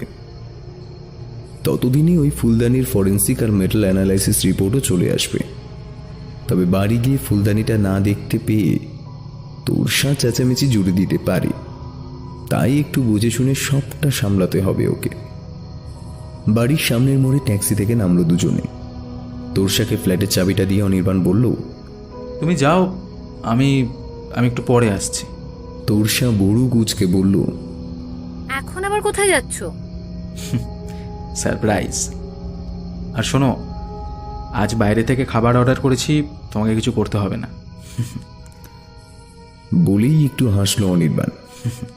তোরসার মুখেও এক চিলতে মিষ্টি হাসি ফুটে উঠেছে তখন। অনির্বাণের মনটা ভরে গেল। আজ পুরো 1 সপ্তাহ পর ওর মুখে হাসি দেখল। চাবি নিয়ে তোরসা চলে গেল বাড়ির দিকে, আর অনির্বাণ চলল সামনের বড় কেকের দোকানটার উদ্দেশ্যে। ব্ল্যাক ফরেস্ট কেক তোরসার সবচেয়ে প্রিয় ডেজার্ট, তাই ফুলদানির ব্যাপারটা সামলাতে আজ অনির্বাণ এটারই সাহায্য নেবে। প্রায় আধ ঘন্টা পর হাতে কেকের প্যাকেট নিয়ে ফ্ল্যাটে ঢুকলো অনির্বাণ। দরজাটা ভেজানো ছিল। ঢুকতেই সুন্দর একটা মিষ্টি গন্ধ নাকে এসে ঠেকল। ফ্রেঞ্চ ফ্লোরা রুম ফ্রেশনারের সৌরভ, আর তারই সাথে কানে এলো একটা মিষ্টি সুর। গুনগুন করে গাইছে তোরসা। অনির্বাণ নিজের মনেই বলে উঠল, মনে হচ্ছে ম্যাডামের মনটা বেশ ফুরফুরে আজ। যাক বাবা, ফুলদানির কথা হয়তো খেয়ালই নেই। তোরসা, দেখো কি এনেছি তোমার জন্য, তোমার ফেভারিট ব্ল্যাক। ঘরের দরজায় পা রাখতেই কথাগুলো আটকে গেল অনির্বাণের, আর তার সাথেই চোখে মুখে ফুটে উঠল একটা আতঙ্ক। ওর চোখ স্থির হয়ে আছে তোরসার হাতের উপর। ডেস্কের সামনে দাঁড়িয়ে রয়েছে তোরসা, আর হাতে এক গুচ্ছ ফুল। সেগুলো একটা একটা করে রাখছে ওর প্রিয় মুক্তোর মতো সাদা ফুলদানিটার মধ্যে, যেটা ও 1 সপ্তাহ আগে উপহার পেয়েছিল জন্মদিনে। কিন্তু কি করে এলো ওটা এখানে? ওটা তো অফিসার ব্যানার্জি নিয়ে গিয়েছিলেন তার সাথে। তারপর তো তিনি আর আসেননি ওটা ফেরত দিতে। তাহলে তোরসা এতক্ষণ ফুলদানি সাজাতে ব্যস্ত ছিল। অনির্বাণের হাতে ওর প্রিয় কেকের প্যাকেটটা দেখে ছুটে এলো। অনির্বাণ কোনো রকমে 2-1 কথা বলে ওখান থেকে বেরিয়ে চলে এলো ড্রয়িং রুমের লাগোয়া ব্যালকনিটাতে। তারপর দ্রুত হাতে ডায়াল করলো একটা নাম্বার। ফোনটা রিসিভ হওয়ার সঙ্গে সঙ্গেই উত্তেজিত হয়ে বলে উঠল, হ্যাঁ, হ্যালো হ্যালো অফিসার, আমি অনির্বাণ বলছি। কিন্তু অফিসারের স্বরও শোনা গেল না।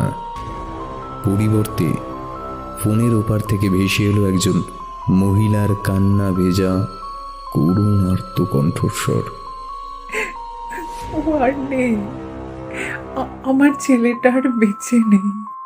কি কি করে হলো? আজ সকালে বালিগঞ্জ থেকে আলিপুর যাওয়ার সময় ওর গাড়িটা একটা অয়েল ট্রাকের সাথে ধাক্কা লেগে অ্যাক্সিডেন্ট হয়। আর সেখানে কথাটা আর শেষ করতে পারেন না তিনি, ভেঙে পড়লেন কান্নায়। অনির্বাণ বুঝতে পারে ইনি অফিসার ব্যানার্জির মা।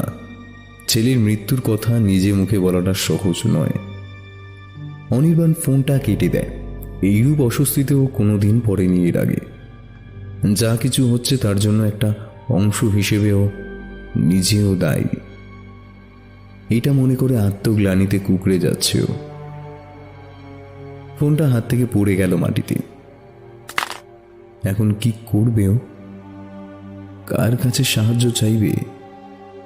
কেউ কি আছে যে ওকে একটা উপায় বলতে পারে অন্তত এই বিপদ থেকে বেরোনোর? রাত 3টে বাজে। অনির্বাণ বসে আছে বেডরুমে ডেস্কের সামনের চেয়ারে। তোরসা এখন অতল ঘুমের দেশে, কিন্তু ঘুমোতে পারেনি অনির্বাণ। টেবিল ল্যাম্পটা জ্বালিয়ে বসে এক মনে দেখছে ফুলদানিটা। কি এমন আছে এটার মধ্যে? অফিসার ব্যানার্জির মৃত্যুটা স্বাভাবিক নয়। তার মায়ের থেকে খবর পাওয়ার পরেই টিভিতে নিউজ চ্যানেলটা চালিয়েছিল অনির্বাণ, আর তখনই জানতে পারে অ্যাক্সিডেন্ট স্পট থেকে ডেড বডিটা উদ্ধার করার সময় পুলিশের বুক কেঁপে উঠেছিল। শুধু বডি পড়ে রয়েছে সেখানে, মাথাটার কোনো চিহ্নই মেলেনি। 3টে মৃত্যুর মধ্যে এতটা মিল কখনোই কাকতালীয় হতে পারে না। ও জানে ফরেন্সিক বা মেটাল অ্যানালাইসিস ডিপার্টমেন্ট, এমনকি পুলিশও এর কোনো কিনারা করতে পারবে না। সব প্রশ্নের উত্তর লুকিয়ে আছে একমাত্র ওই ফুলদানির মধ্যে। সে খুঁটিয়ে দেখতে লাগলো ফুলদানিটা, কোন রহস্য লুকিয়ে আছে এটার মধ্যে। ফুলদানিটা দেখতে গিয়ে দুটো নতুন ব্যাপার আজ ওর চোখে পড়ল, আর সেটাও হাড় হিম করে দেওয়ার মতো যথেষ্ট। নকশার ওই রানী সদৃশ নারী মূর্তিটার মুখ থেকে বেরিয়ে আছে দুটো তীক্ষ্ণ সদন্ত, আর তার গলার ওই নরমুণ্ডের মালায় 6টা নরমুণ্ড। কিন্তু অনির্বাণের স্পষ্ট মনে আছে, প্রথম দিন যখন দেখেছিল তখন ওই মালায় 3টে নরমুণ্ড ছিল। বাকি 3টে এলো কোথা থেকে? কপালে গভীর চিন্তার ভাঁজ পড়ল ওর। তাহলে কি পরপর 3টে খুনের ভিকটিমদেরই মাথা এগুলো, যেগুলো ক্রাইম স্পট থেকে মিসিং হয়ে গিয়েছিল? ভাবনাটা অলৌকিক হলেও এছাড়া আর কোনো সম্ভাব্য ব্যাখ্যাও খুঁজে পেল না। আর যদি তাই হয় তাহলে কি এই নারী মূর্তি, এর সাথে খুনগুলোই বা কি সম্পর্ক? হাজার হাজার প্রশ্ন ভিড় করে আসছে মাথায়, কিন্তু একটারও উত্তর নেই। এই বিক্ষিপ্ত ঘটনাগুলোর মাঝে কিছু একটা মিসিং লিঙ্ক আছে, কিন্তু সেটা কি? স্মৃতির গভীরে গিয়ে ভাবতে থাকে অনির্বাণ। হঠাৎ একটা প্রশ্ন উকি দেয় ওর মস্তিষ্কে। ওই ফুলদানিটা সেদিন কে উপহার দিয়েছিল? এই ফুলদানিটার ব্যাপারে জানতে গেলে তাকে আগে খুঁজে বার করতে হবে। ওর মনে আছে বাক্সটা একটা অদ্ভুত উজ্জ্বল সাদা গিফট পেপারে মোড়ানো ছিল। বাকি উপহারগুলোর মধ্যে আর কোনোটাই এরকম সাদা মোড়ক ছিল না। তাই হয়তো বিশেষভাবে সেটা মনে থেকে গিয়েছে, কিন্তু ওটা কে দিয়েছিল সেটা আগে জানতে হবে।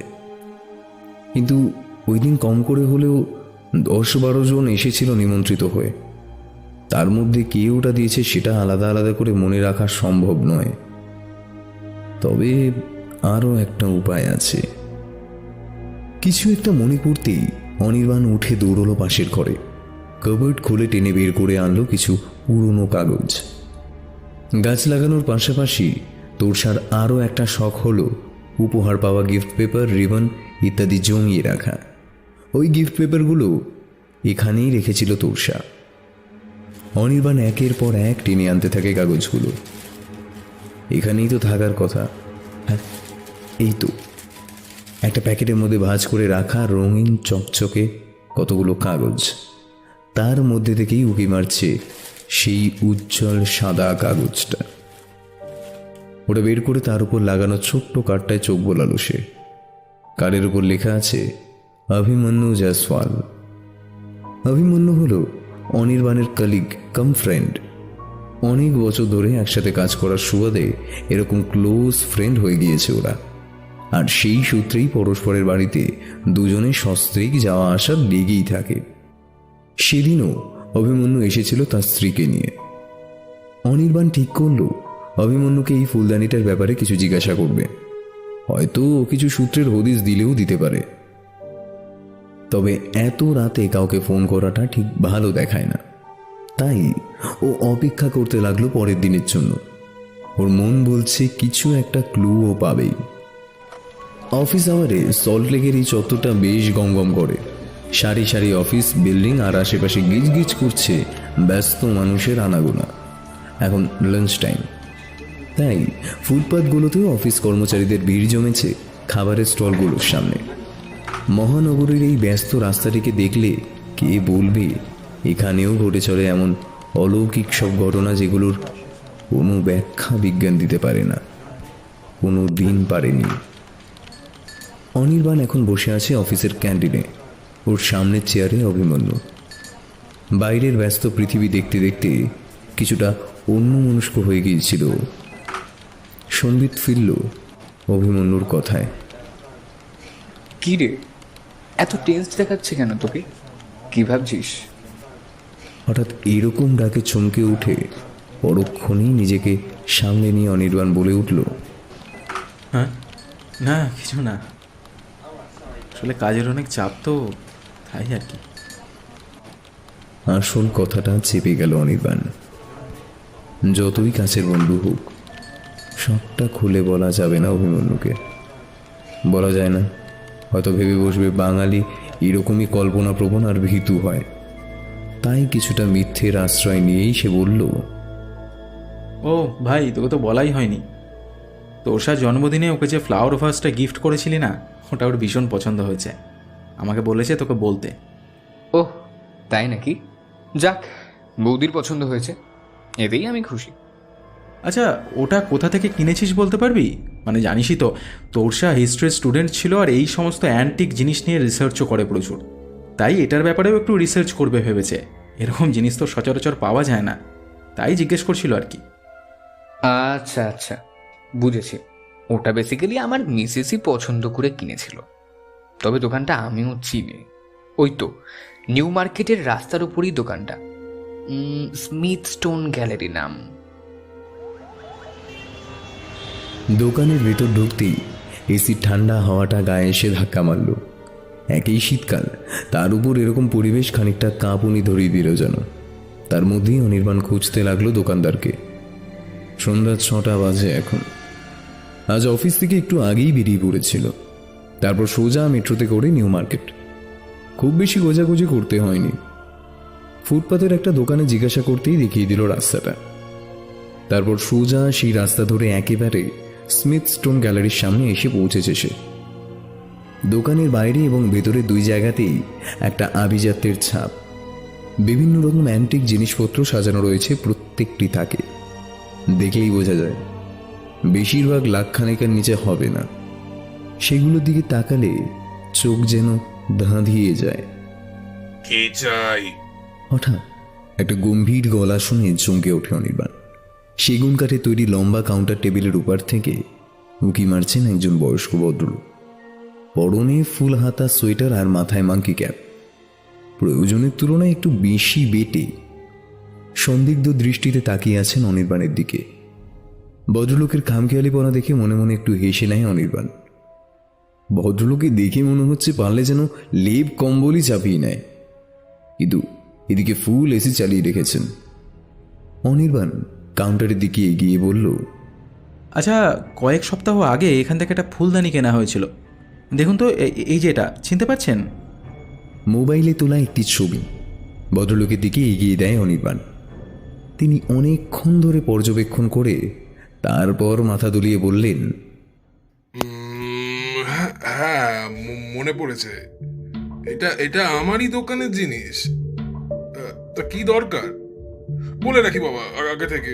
ওটা কিন্তু একটাই পিস ছিল, ওই জিনিসটা আর দিতে পারবো না। না না, আমি ওটা কিনতে আসিনি। তাহলে কি ফেরত দিতে এসছো নাকি? না না না, ফেরত নেওয়া হবে না, ফেরত নেওয়া হবে না। আরে কি মুশকিল, আপনি আগে শুনুন তো। আমি এসেছি ওই জিনিসটার ব্যাপারে একটু জানতে, ওটার ইতিহাস সম্পর্কে। আচ্ছা, আপনি ওটা কোথা থেকে পেলেন বলতে পারবেন? ভদ্রলোক তীক্ষ্ণ দৃষ্টিতে একবার মেপে নিলেন অনির্বাণকে, তারপর বললেন, শোনো হে ছোকরা, আমার এখন অনেক কাজ। তোমার যদি কিছু কেনার থাকে নাও, নয়তো এখন আসতে পারো, আসতে পারো এখন। অনির্বাণ বোঝে এভাবে কাজ হবে না। পকেট থেকে একটা 500 টাকার নোট বের করে ভদ্রলোকের সামনে ধরতেই তার চাহনি পাল্টে যায়। তারপর টাকাটা পকেটে চালান করে অত্যন্ত নম্রভাবে বলেন, বলুন বলুন, কি জানতে চান বলুন। একটা বাঁকা হাসি ফুটে ওঠে অনির্বাণের মুখে। টাকার কি মহিমা, তুমি থেকে সোজা আপনি। অনির্বাণ বলেন, দেখুন, ওই ফুলদানিটা আপনি কোথা থেকে পেলেন, কি জানেন, সেসব ব্যাপারে আমার একটু ইনফরমেশন চাই আর কি। ভদ্রলোক একটু ভেবে উত্তর দেন, আমার দোকানের সমস্ত জিনিসই এক সাপ্লায়ার কাছ থেকে আমি কিনি। সে এগুলো কোথা থেকে আনে তা আমি ঠিক বলতে পারবো না, তবে আপনি চাইলে ওই সাপ্লায়ার ছেলেটার সাথে ফোনে কথা বলিয়ে দিতে পারি। আচ্ছা বেশ, তাই দিন, আমি কথা বলে নেব। ভদ্রলোক তড়িঘড়ি করে তার ফোনে একটা নম্বর ডায়াল করলেন। ওপার থেকে ফোনটা রিসিভ হতেই কয়েকটা কথায় তাকে পুরো ব্যাপারটা বুঝিয়ে এবং ফুলদানিটার একটা বিবরণ দিয়ে ফোনটা অনির্বাণকে দিলেন। অনির্বাণ ফোনটা কানে ধরতেই সাপ্লায়ার ছেলেটা বলল, হ্যাঁ হ্যাঁ হ্যালো, হ্যাঁ হ্যাঁ দাদা, বলছি আপনি যে ফুলদানিটার ব্যাপারে জিজ্ঞেস করছেন, ওটা আমি একটা নিলামে কিনেছিলাম। আমরা একসাথে এতগুলো জিনিস কিনি, ওরকম নির্দিষ্টভাবে একটার কথা মনে রাখা সম্ভব না, কিন্তু ওই ফুলদানিটার কথা আমার মনে আছে, কারণ এটার জন্য আমাকে কোনো দাম দিতে হয় না। আচ্ছা, ওটা আপনি কোথা থেকে নিলামে কিনেছিলেন? চৌধুরী বাড়ি। এই তো কয়েকদিন আগেই ওই বাড়িটা রিমডেলিং হলো, তখনই পুরোনো জিনিসপত্র নিলাম হয়, আর সেখান থেকেই এটা পাই। এই বাড়ির মালিক দেবদত্ত চৌধুরী আমাকে অনেকদিন ধরেই চেনে, উনিই এটা দিয়েছিলেন আমাকে। বাড়িটার address? 63A Ballygunge circular road. সেদিনকার মতো অনির্বাণ বাড়ি ফিরে আসে। পরের দিন সকালে ও যথারীতি বেরিয়ে পড়েছে বাড়ি থেকে, তবে অফিসের উদ্দেশ্যে নয়। ওর গন্তব্য সার্কুলার রোডের চৌধুরী বাড়ি, কিন্তু তোরসা জানে না সে কথা। ওকে বলেছে অফিসেই যাচ্ছে। প্রায় মিনিট 15 পর ও এসে পৌঁছয় চৌধুরী বাড়ির গেটের সামনে। বিশাল বড় জায়গা জুড়ে বাড়িটা, বিশাল উঁচু উঁচু পাঁচিল, তার উপর আবার সিসিটিভি ক্যামেরা লাগানো। গেটের সামনে দুজন সিকিউরিটিও আছে। অনির্বাণের আসার কথা সাপ্লায়ার ছেলেটা আগেই জানিয়ে রেখেছিল দেবদত্ত চৌধুরীকে, তাই ভেতরে ঢুকতে বেশি কাঠখড় পোহাতে হলো না ওকে। কেবল নিজের নামটা বলতেই সিকিউরিটিরা গেট খুলে দিল। গেট থেকে একটা বাঁধানো রাস্তা চলে গেছে মূল বাড়িটার দিকে। দুপাশে বিস্তীর্ণ বাগান। বাড়িটাকে আগেকার দিনে রাজপ্রাসাদ বলা যায়। চারদিকে সবকিছুই ঝা চকচকে আভিজাত্যে ভরা। একটা ফোয়ারাও রয়েছে সামনে। অনির্বাণের তাক লেগে যায়। এরকম একটা বাড়ি যে ওর বাড়ির এত কাছে রয়েছে সেটাও জানতই না। বাড়ির কাছে আসতে একজন ভদ্রলোক নিজেকে দেবদত্তবাবুর ম্যানেজার বলে পরিচয় দিয়ে তাকে ভেতরে নিয়ে গেলেন। দেবদত্তবাবু ভেতরেই ছিলেন, ড্রয়িং রুমে। অনির্বাণকে দেখে খুশি হয়ে বসতে বললেন এবং ম্যানেজারকে তার আপ্যায়নের ব্যবস্থা করতে বললেন। অনির্বাণ লজ্জা পেয়ে বলল, আরে দয়া করে আমার জন্য ব্যস্ত হবেন না, আমি শুধুমাত্র কয়েকটা বিষয় জানতে এসেছি। দেবদত্তবাবু বললেন, তা কি করে হয়? আপনি আমার অতিথি, আর আমাদের বাড়িতে অতিথিদের আমরা নারায়ণ জ্ঞানের সেবা করি, এটাই আমাদের বংশের রীতি। দেবদত্তবাবুর কণ্ঠস্বরে একটা অদ্ভুত গাম্ভীর্য ছিল। বোঝাই যায় অসম্ভব ব্যক্তিত্বের অধিকারী তিনি। তাই অনির্বাণ আর কোনো আপত্তি জানালো না। প্রাথমিক আলাপ পরিচয়ের পর দেবদত্তবাবু নিজেই বললেন, আপনার খুব বেশি সময় নষ্ট করব না, বলুন কি জানতে চান আপনি। আমি সাধ্য মতো আপনাকে সাহায্য করব। মোবাইলে ফুলদানির ছবিটা তাকে দেখিয়ে অনির্বাণ জিজ্ঞাসা করে, আসলে এই ফুলদানিটার ব্যাপারে কিছু প্রশ্ন ছিল। বলুন কি প্রশ্ন? এটা আপনি নিলামে বিক্রি করেছিলেন? বিক্রি করিনি, দিয়ে দিয়েছিলাম। হ্যাঁ, মানে আমি কি জানতে পারি যে এটা আপনি কেন বিনামূল্যে দিলেন? জিনিসটা তো যথেষ্ট অ্যান্টিক ভ্যালু আছে বলে মনে হয়। ওটা বিক্রয়যোগ্য ছিল না। হতে পারে অ্যান্টিক ভ্যালু অনেক, কিন্তু ওটা কখনোই আমাদের বাড়িতে অন্য সব জিনিসের মতো যত্ন পায়নি। কেন? আমি ঠিক বলতে পারবো না, কারণ এর উত্তর আমি তো দূর, আমার বাবা ঠাকুরদাও সঠিকভাবে জানতেন না। তবে আমি যেটুকু জানি সেটুকু বলি। ওই ফুলদানিটা ছিল আমার এক পূর্বপুরুষ জমিদার দ্বিজেন্দ্র নারায়ণ চৌধুরীর।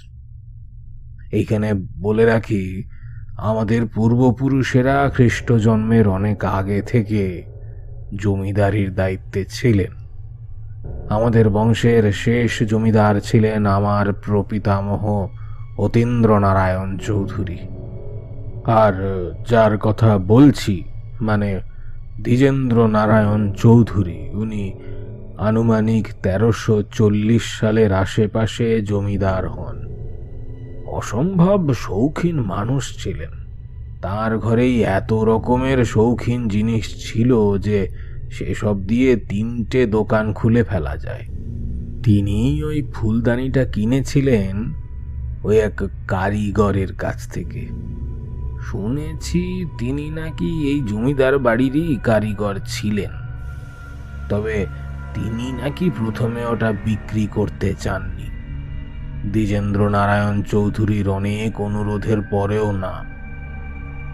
কিন্তু দ্বিজেন্দ্র নারায়ণ চৌধুরীও হাল ছাড়েননি। অনেক দাম দিতে রাজি ছিলেন তিনি। ওদিকে সেই কারিগরও না ছোড়বান্দা। শেষমেশ দ্বিজেন্দ্র নারায়ণ চৌধুরী আশা ছেড়ে দিলেন। সে কি? তাহলে এই ফুলদানিটা উনি পেলেন কি করে? যখন ওটা পাওয়ার কোনো আশাই আর নেই, তখন হঠাৎ একদিন সেই কারিগর নিজেই আসেন ওটা বেচতে। স্ট্রেঞ্জ। অবাক হওয়ারই কথা, কিন্তু এর পরের ঘটনা শুনলে আরো অবাক হবেন। ওটা কেনার জন্য যিনি এক সময় উঠে পড়ে লেগেছিলেন, সেই দ্বিজেন্দ্র নারায়ণ চৌধুরী ফুলদানিটা কেনার ঠিক পরের দিনই ওটাকে সাজিয়ে রাখার বদলে একটা বাক্সে ভরে রেখে দিলেন চোরা কুঠুরিতে। আর তারপর থেকেই তার আচরণ পাল্টে গেল। তারপর মাসখানেকের মধ্যেই তিনি মারা যান। শেষ বয়সে তার ব্যবহারও কেমন যেন রুক্ষ হয়ে গিয়েছিল, শৌখিনতাও চলে গিয়েছিল। তার কি হয়েছিল কেউ জানতেন না? না, শেষ বয়সে কারোর সঙ্গে তেমন কথাও বলতেন না। তবে তার মৃত্যুর পরে তার ঘর থেকে একটা খোলা চিঠি পাওয়া যায়, যাতে তার মৃত্যুর পর কিভাবে শাসন কাজ চালাতে হবে সেসব লেখা ছিল। আর একটা জিনিসও লেখা ছিল, ওই ফুলদানির বাক্সটা যেন কেউ কোনো দিনও না খোলে, সেই সাবধান বাণী। কিন্তু কেন? দেবদত্তবাবু মাথা নেড়ে বললেন, এর উত্তর আমি জানি না। চিঠিতেও বিস্তারিতভাবে কিছুই লেখা ছিল না। এই অবধি বলে কিছুক্ষণ থামলেন তিনি। অনির্বাণও ডুবে গিয়েছে কোনো এক চিন্তায়, যেন কোনো প্রশ্নের উত্তর খুঁজে চলেছে। তাকে চিন্তান্বিত দেখে দেবদত্তবাবু বললেন, এসব কাহিনী বংশানুক্রমে চলে আসছে, আমি শুনেছিলাম আমার বাবার থেকে। আচ্ছা, ওই যে কারিগর ছিলেন, ওনার নামটা কি ছিল জানেন? নামটা মনে নেই, তবে পদবী ছিল সামন্ত। তার বাড়ি কোথায় ছিল? মানে ওনার পরিবারের কারোর সঙ্গে কি এখন যোগাযোগ করা সম্ভব? সার্কুলার রোডের ওপর যে বড় মিষ্টির দোকানটা আছে, রমাকান্ত সুইটস, শুনেছিলাম তার ঠিক পাশের গলিতেই নাকি থাকতেন। সেখানে নাকি তার নিজস্ব ওয়ার্কশপও ছিল, কিন্তু তার পরিবার সম্পর্কে আমি কিছুই জানি না। তবে ওনার বাড়িটা কিন্তু এখনো আছে। ওখানে গিয়ে খোঁজ করলে হয়তো ওনার কোনো বংশধরের খোঁজ পেলেও পেতে পারেন। কিন্তু আপনি কেন এই খোঁজ করছেন জানতে পারি কি? আমি আপনাকে সব বলবো দেবদত্তবাবু। আপনি আমাকে অনেক সাহায্য করেছেন, তা আমি কোনোদিন ভুলব না। কিন্তু আমি এখন বড় বিপদের মধ্যে আছি। যত তাড়াতাড়ি সম্ভব আমাকে ওই সামন্তবাবুর বংশধরের খোঁজ করতে হবে। আমাকে মার্জনা করবেন, আমাকে এখন উঠতে হবে। আমি হয়তো বুঝতে পারছি কিছুটা। ওই ফুলদানিটার জন্যই আপনি কোনো বিপদে পড়েছেন। বেশ বেশ বেশ বেশ বেশ, আমি আপনাকে আর আটকাবো না। কৃতজ্ঞতা ভরা দৃষ্টি নিয়ে অনির্বাণ বলল, আসি তবে, ধন্যবাদ। দাদা, একটা চা দিন তো। চায়ের গুমটি দোকানটার সামনে এসে দোকানদারকে কথাটা বলল অনির্বাণ। চৌধুরী বাড়ি থেকে বেরিয়ে আর এক মুহূর্ত সময় নষ্ট করেনি সে। সোজা রমাকান্ত সুইটসের পাশের গলিটা ধরে চলে এসেছিল কুমোর পাড়ায়। আগে এই পাড়াতে প্রধানত কুমোরদের বাস ছিল, তাই হয়তো এমন নাম। সামন্ত বাড়িটা খুঁজে পেতেও কোনো সমস্যা হয়নি। এখানে সবাই সামন্ত বাড়িকে এক ডাকে চেনে। একজন পথচারীকে জিজ্ঞাসা করতেই তিনি দেখিয়ে দেন। অনির্বাণ ভেবেছিল শেষমেশ সে এই ফুলদানিটার ব্যাপারে কিছু হলেও জানতে পারবে, কিন্তু সামন্ত বাড়িতে পৌঁছতেই ওর সব আশায় কে যেন জল ঢেলে দিল। সেই বাড়ির বর্তমান মালিক এখন অন্য কেউ। কয়েক মাস আগে এই বাড়িটা বিক্রি করে দেন সামন্ত পরিবারের কোনো এক সদস্য। তিনি এখন কোথায় থাকেন তার ফোন নম্বর কোনোটাই বর্তমান মালিকের কাছে নেই। দেবদত্তবাবুর কথায় যেটুকু আশার আলো অনির্বাণ দেখতে পেয়েছিল, সেটুকুও যেন মুছে যাচ্ছে ধীরে ধীরে। হতাশ হয়ে অনির্বাণ ফিরে আসে। মাথাটা আবার ধরেছে, তাই কুমোরপাড়ার মুখেই একটা চায়ের দোকানে এসে দাঁড়িয়েছে। চা খেতে খেতে গত কয়েকদিনের ঘটনাগুলো মনে পড়ছিল। কি থেকে কি হয়ে গেল। এখনই যদি এসব না আটকানো যায় তাহলে কে জানে আর কতগুলো খুন হবে। কিন্তু আটকাবে কি করে? এখনো তো কোনো ক্লু খুঁজেই পাওয়া গেল না। সব ধোঁয়াশা। এর থেকে মুক্তির উপায় কি? অনির্বাণ ভাবতে থাকে, কিছু উপায় তো নিশ্চয়ই থাকবে। আনমনেই হাতে ধরা মোবাইল স্ক্রিনের ছবিটার দিকে চোখ চলে যায় তার।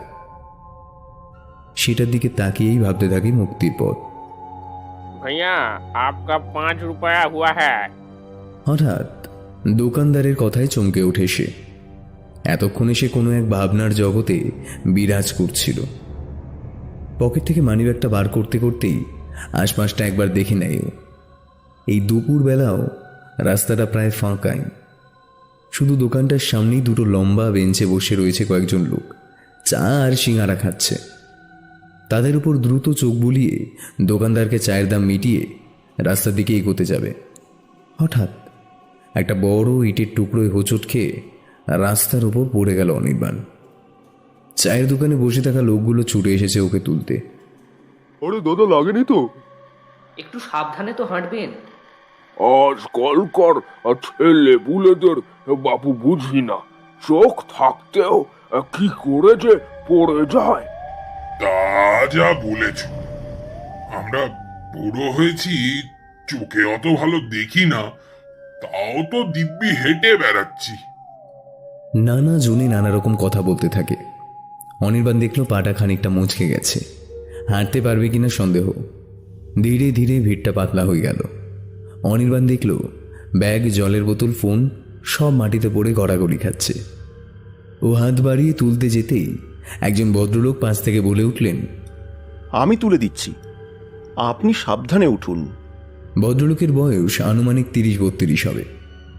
অনির্বাণের থেকে সামান্যই বড়। দেখে বেশ দয়ালু মনে হয়।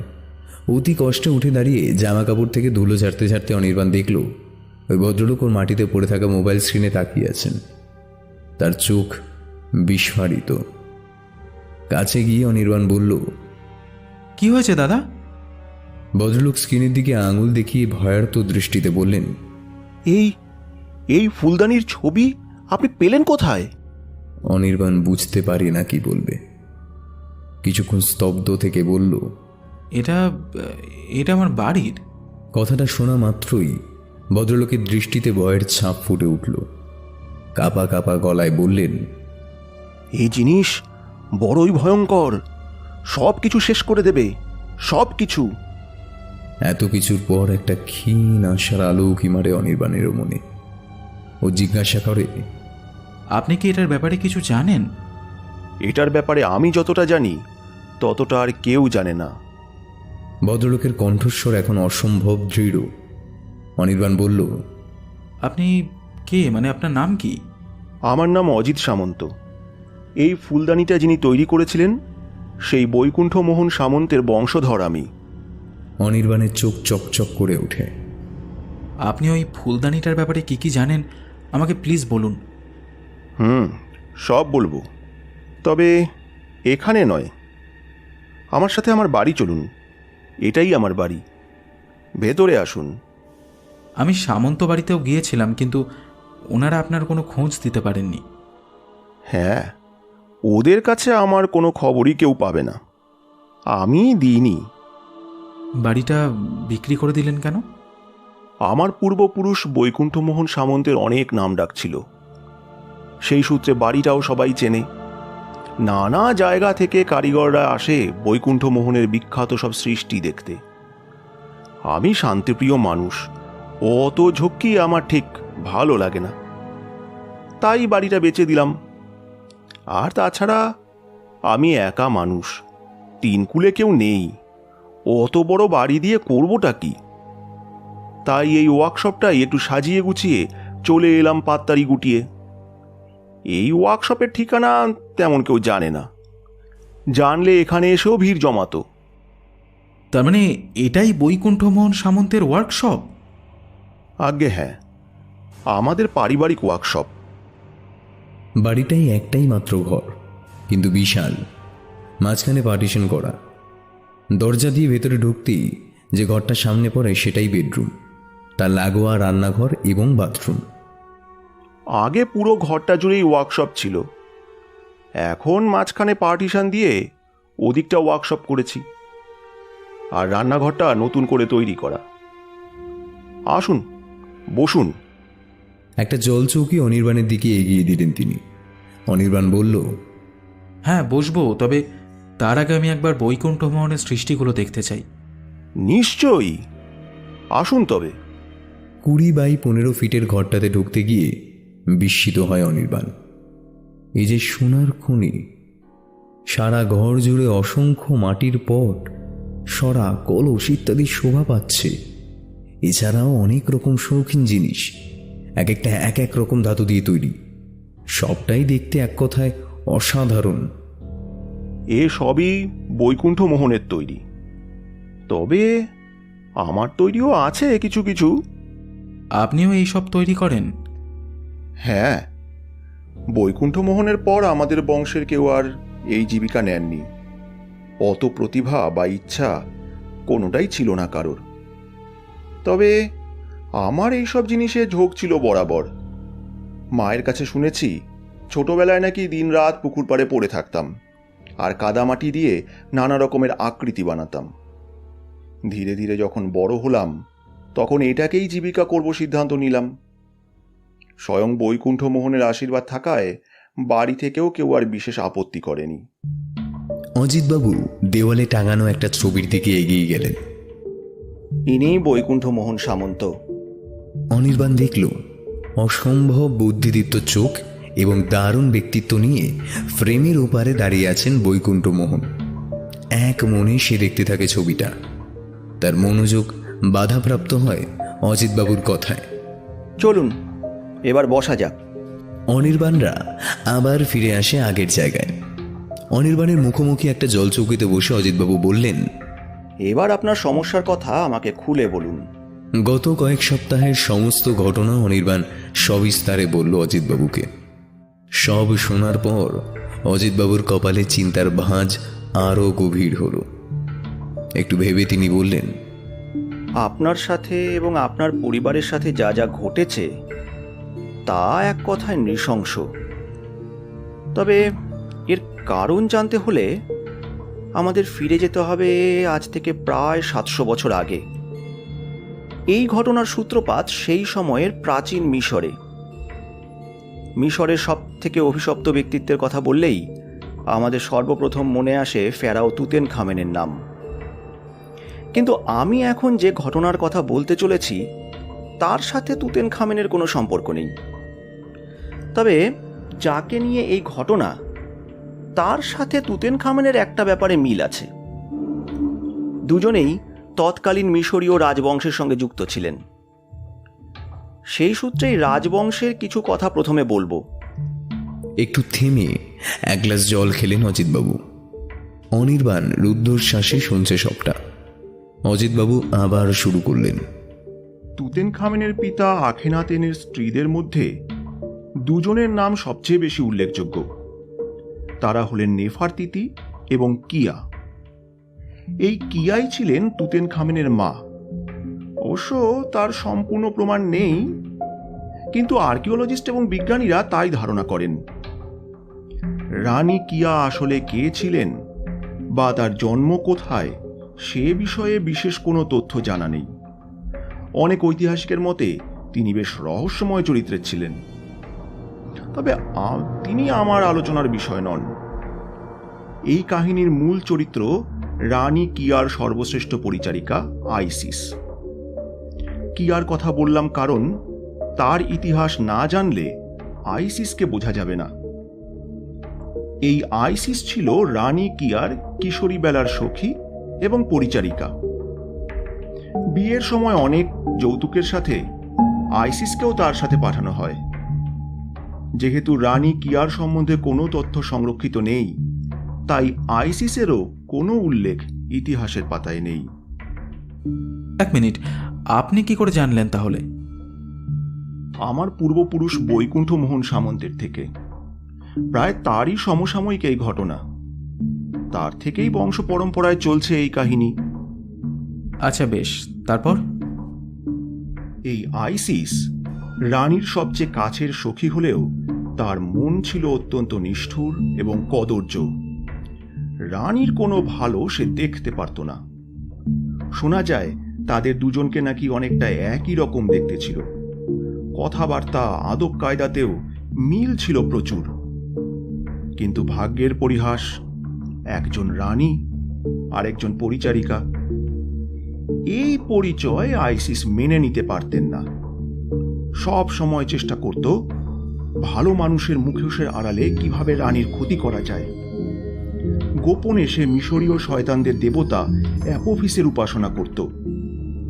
রাজবংশের সদস্য হওয়ার জন্য সে অনেক চেষ্টা করে, এমনকি নরবলি দেওয়ার কথাও দেয়। অ্যাপোফিসের কাছে 7টা নরমুণ্ড উৎসর্গ করার কথা পরিকল্পনা করে। সেই অনুযায়ী জীবিতাবস্থায় 3টে বলিও দেয়, কিন্তু বাকি 4টে বলি দেওয়ার আগেই তার কুকর্মের কথা জানাজানি হয়ে যায়। শাস্তিস্বরূপ তাকে জীবিত অবস্থাতেই মমিতে রূপান্তরিত করা হয় এবং সেই মমি কফিনে ঢুকিয়ে মিশরের প্রান্তের কোনো এক পরিত্যক্ত স্থানে রেখে আসা হয়। বসানো হয় কড়া পাহারা, কারণ শয়তানের উপাসক হওয়ায় অনেক রকম অপার্থিব ক্ষমতার অধিকারী ছিল সে। তাই সবার আশঙ্কা ছিল মৃত্যুর পরেও যদি সে ফিরে আসে। তারপর?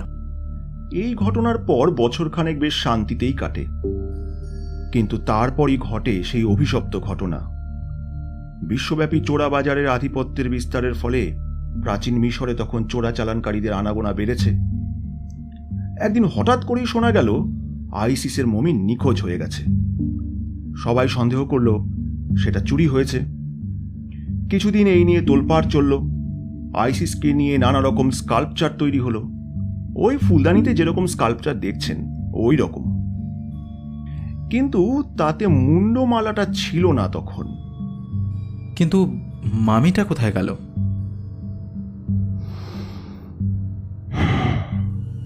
সেইটাই বলবো এবার। আমার পূর্বপুরুষ বৈকুণ্ঠ মোহন সামন্ত তখন উঠতি শিল্পী। বয়স কম, কিন্তু সেই তুলনায় কারিগরি বিদ্যাতে প্রচণ্ড তুখোড় ছিলেন। সেই জন্য সেই সময়ের সবচেয়ে খ্যাতনামা শিল্পী দলে তিনি স্থান পেয়েছিলেন।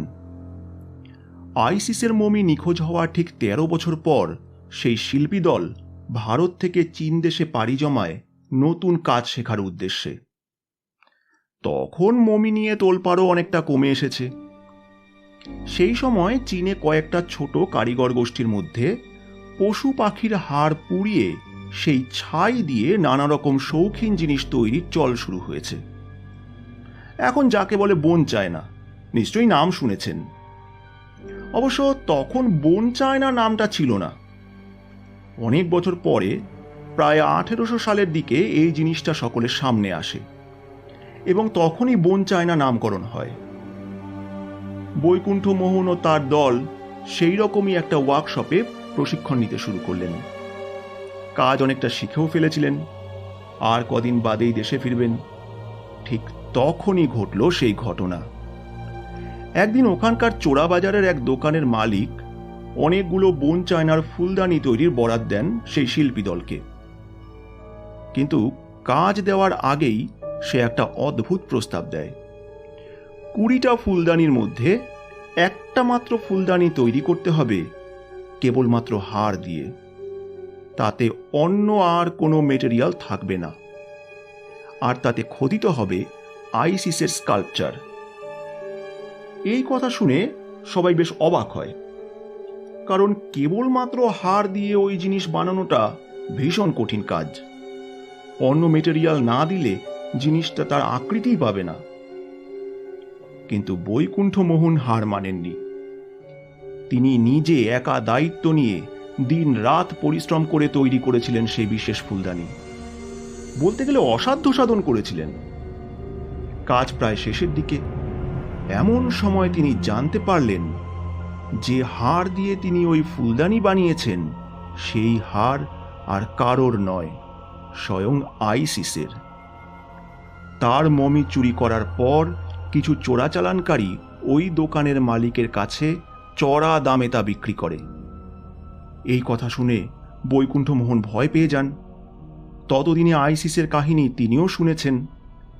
এই ধরনের শয়তানের উপাসিকারা অতৃপ্ত হলে মৃত্যুর পরে ঠিক কতটা ভয়ঙ্কর হয়ে উঠতে পারে তা তিনি জানতেন। তিনি বুঝতে পারলেন কি ভুল করেছেন। তখনই মনস্থির করেন এই জিনিস তিনি অন্য কারোর হস্তগত হতে দেবেন না। পরিকল্পনা অনুযায়ী সেই রাতেই ভারতে পালিয়ে আসেন। সাথে নিয়ে আসেন সেই ফুলদানি।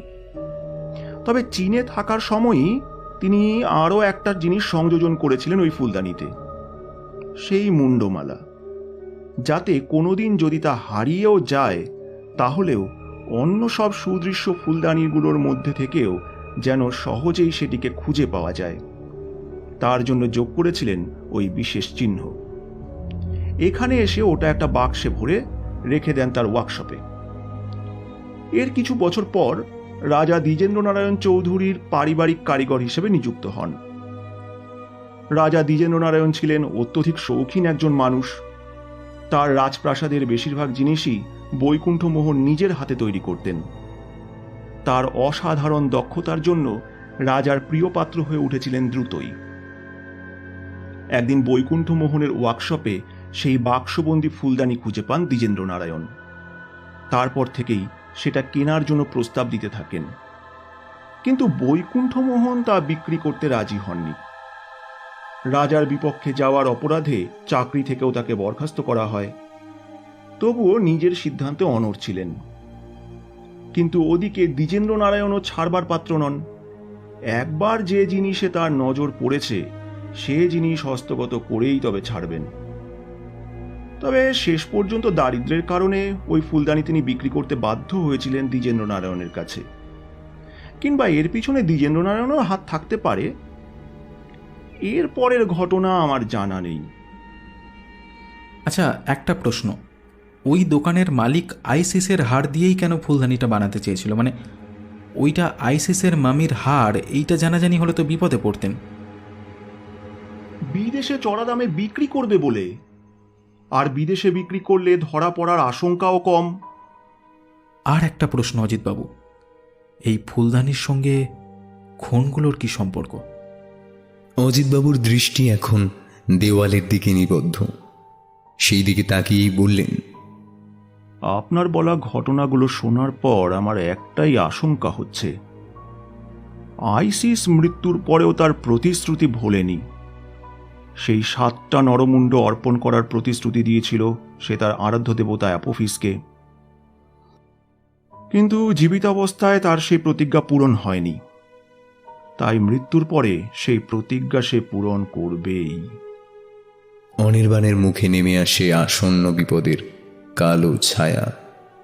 এখন ফুলদানির মুন্ডমালায় অদ্ভুতভাবে নরমুণ্ডের সংখ্যা বৃদ্ধি পাওয়ার কারণ সে বুঝতে পেরেছে। ভয় মিশ্রিত কণ্ঠে সে বলল, 7টার মধ্যে 6টা খুন হয়ে গেছে, তার মানে বাকি রইল আর একটা। অনির্বাণের ফোনটা বেজে উঠল ঝংকার দিয়ে। স্ক্রিনে ভেসে উঠল তোরসার নাম। হ্যালো। ওপার থেকে কোনো উত্তর আসে না। হ্যালো তোরসা, হ্যালো, কথা বলছো না কেন? হ্যালো। ফোনটা কেটে যায়। অনির্বাণ ব্যস্ত হয়ে ওঠে, বারবার ডায়াল করতে থাকে তোরসার নম্বর, কিন্তু প্রত্যেকবারই বেজে বেজে বন্ধ হয়ে যায় ফোনটা। অজিতবাবুও পরিস্থিতির গুরুত্ব বুঝতে পেরে নড়ে চড়ে বসেছেন। কিছু একটা ভেবে তিনি বললেন, আপনার স্ত্রী কি বাড়িতে একা আছেন? হ্যাঁ, কেন? সর্বনাশ, একা রেখে এলেন কেন ওনাকে? অনির্বাণ বুঝতে পারে অজিতবাবুর কথার মানে। উঠে দাঁড়িয়ে বলে ওঠে, আমি এখন উঠি, আমাকে এখনই বাড়ি যেতে হবে। দাঁড়ান, আমিও যাব আপনার সঙ্গে। হ্যাঁ হ্যাঁ, আসুন। হাজারো দুশ্চিন্তা মাথায় নিয়ে দুজনে এসে পৌঁছায় অনির্বাণের ফ্ল্যাটের সামনে। কিন্তু বারবার কলিং বেল বাজানোর পরেও দরজা খোলে না তোরসা। শেষমেশ দরজা ধাক্কাতে শুরু করে তারা। 5-6বার ধাক্কা দেওয়ার পর সশব্দে খুলে যায় দরজাটা। শাড়ির আঁচল দিয়ে চোখ মুছতে মুছতে তোরসা বলল, কি আশ্চর্য, এত জোরে দরজা ধাক্কাচ্ছ কেন? দরজা কেন খুলছিলে না তুমি? চোখটা লেগে গেছিল। আচ্ছা, তুমি কি ফোন করেছিলে আমাকে? কই না তো। আরে করেছিলে, হয়তো ঘুমের ঘরে ছিলে তাই ভুলে গেছো। তোরসা ভুরু কুচকে মনে করার চেষ্টা করে। অনির্বাণ অজিতবাবুর দিকে তাকিয়ে হাত জোর করে বলে, আরে আপনাকে অযথা কষ্ট দেওয়ার জন্য দুঃখিত, আসুন ভেতরে আসুন। অজিতবাবু হেসে বললেন, আজ থাক, অন্য একদিন আসবো না হয়। শীতের সন্ধ্যায় বালিগঞ্জের এই রাস্তাটা বেশ সরগরম হয়ে উঠেছে। সামনে আবার ক্রিসমাস। দোকানগুলোয় লোকজনের ভিড় উপচে পড়ছে। সব মিলিয়ে একটা জমজমাটি ভাব বিরাজ করছে চারপাশে। কিন্তু চার মাথার মোড় থেকে যে গলিটা চলে গিয়েছে অনির্বাণের ফ্ল্যাটের দিকে, সেখানেই যেন যত রাজ্যের অন্ধকার জমাট বেঁধেছে। পাশাপাশি দুটো রাস্তার মধ্যে যেন স্বর্গ নরকের দূরত্ব। চায়ের দোকানে বসে চা খেতে খেতে বারংবার সেদিকেই চোখ চলে যাচ্ছে অজিতবাবুর। হঠাৎ তাকালে ছ্যাঁত করে উঠছে বুকটা। মনে হচ্ছে কেউ যেন ওই মিশকালো অন্ধকারে দাঁড়িয়ে তার দিকেই তাকিয়ে আছে এক দৃষ্টে, যেন পরিহাস করে তাকেই বলছে, কি অজিত সামন্ত, পারবে আসন্ন বিপদের কোপ থেকে ওদের বাঁচাতে? বাধ্য হয়ে গলিটার দিক থেকে মুখ ফিরিয়ে নেন অজিতবাবু, কিন্তু আশঙ্কাটা কিছুতেই যাচ্ছে না মন থেকে। অনির্বাণের স্ত্রীর হাবভাবও যেন ভালো ঠেকল না তার। ফোনের ব্যাপারটা একবারে উড়িয়ে দেওয়া যাচ্ছে না। তবে কি খারাপ কিছু করতে চলেছে আজ? সন্ধ্যে 7টা বাজে এখন। প্রায় 2 ঘন্টা আগে অনির্বাণের ফ্ল্যাট থেকে বেরিয়েছেন, কিন্তু কোনো এক অজানা আকর্ষণ যেন তাকে বাড়ি যাওয়ার থেকে আটকাচ্ছে। এই কোন অমঙ্গলের ইঙ্গিত দিচ্ছে তার ষষ্ঠেন্দ্রিয়? একটা গ্যাস ঘেঁষে আওয়াজে ভোর রাতের দিকে ঘুমটা ভেঙে গেল অনির্বাণের। সে অন্ধকারের মধ্যেও দেখতে পেল তোরসা নেই পাশে। হয়তো জল টল খেতে উঠেছে, কিন্তু এই আওয়াজটা কিসের?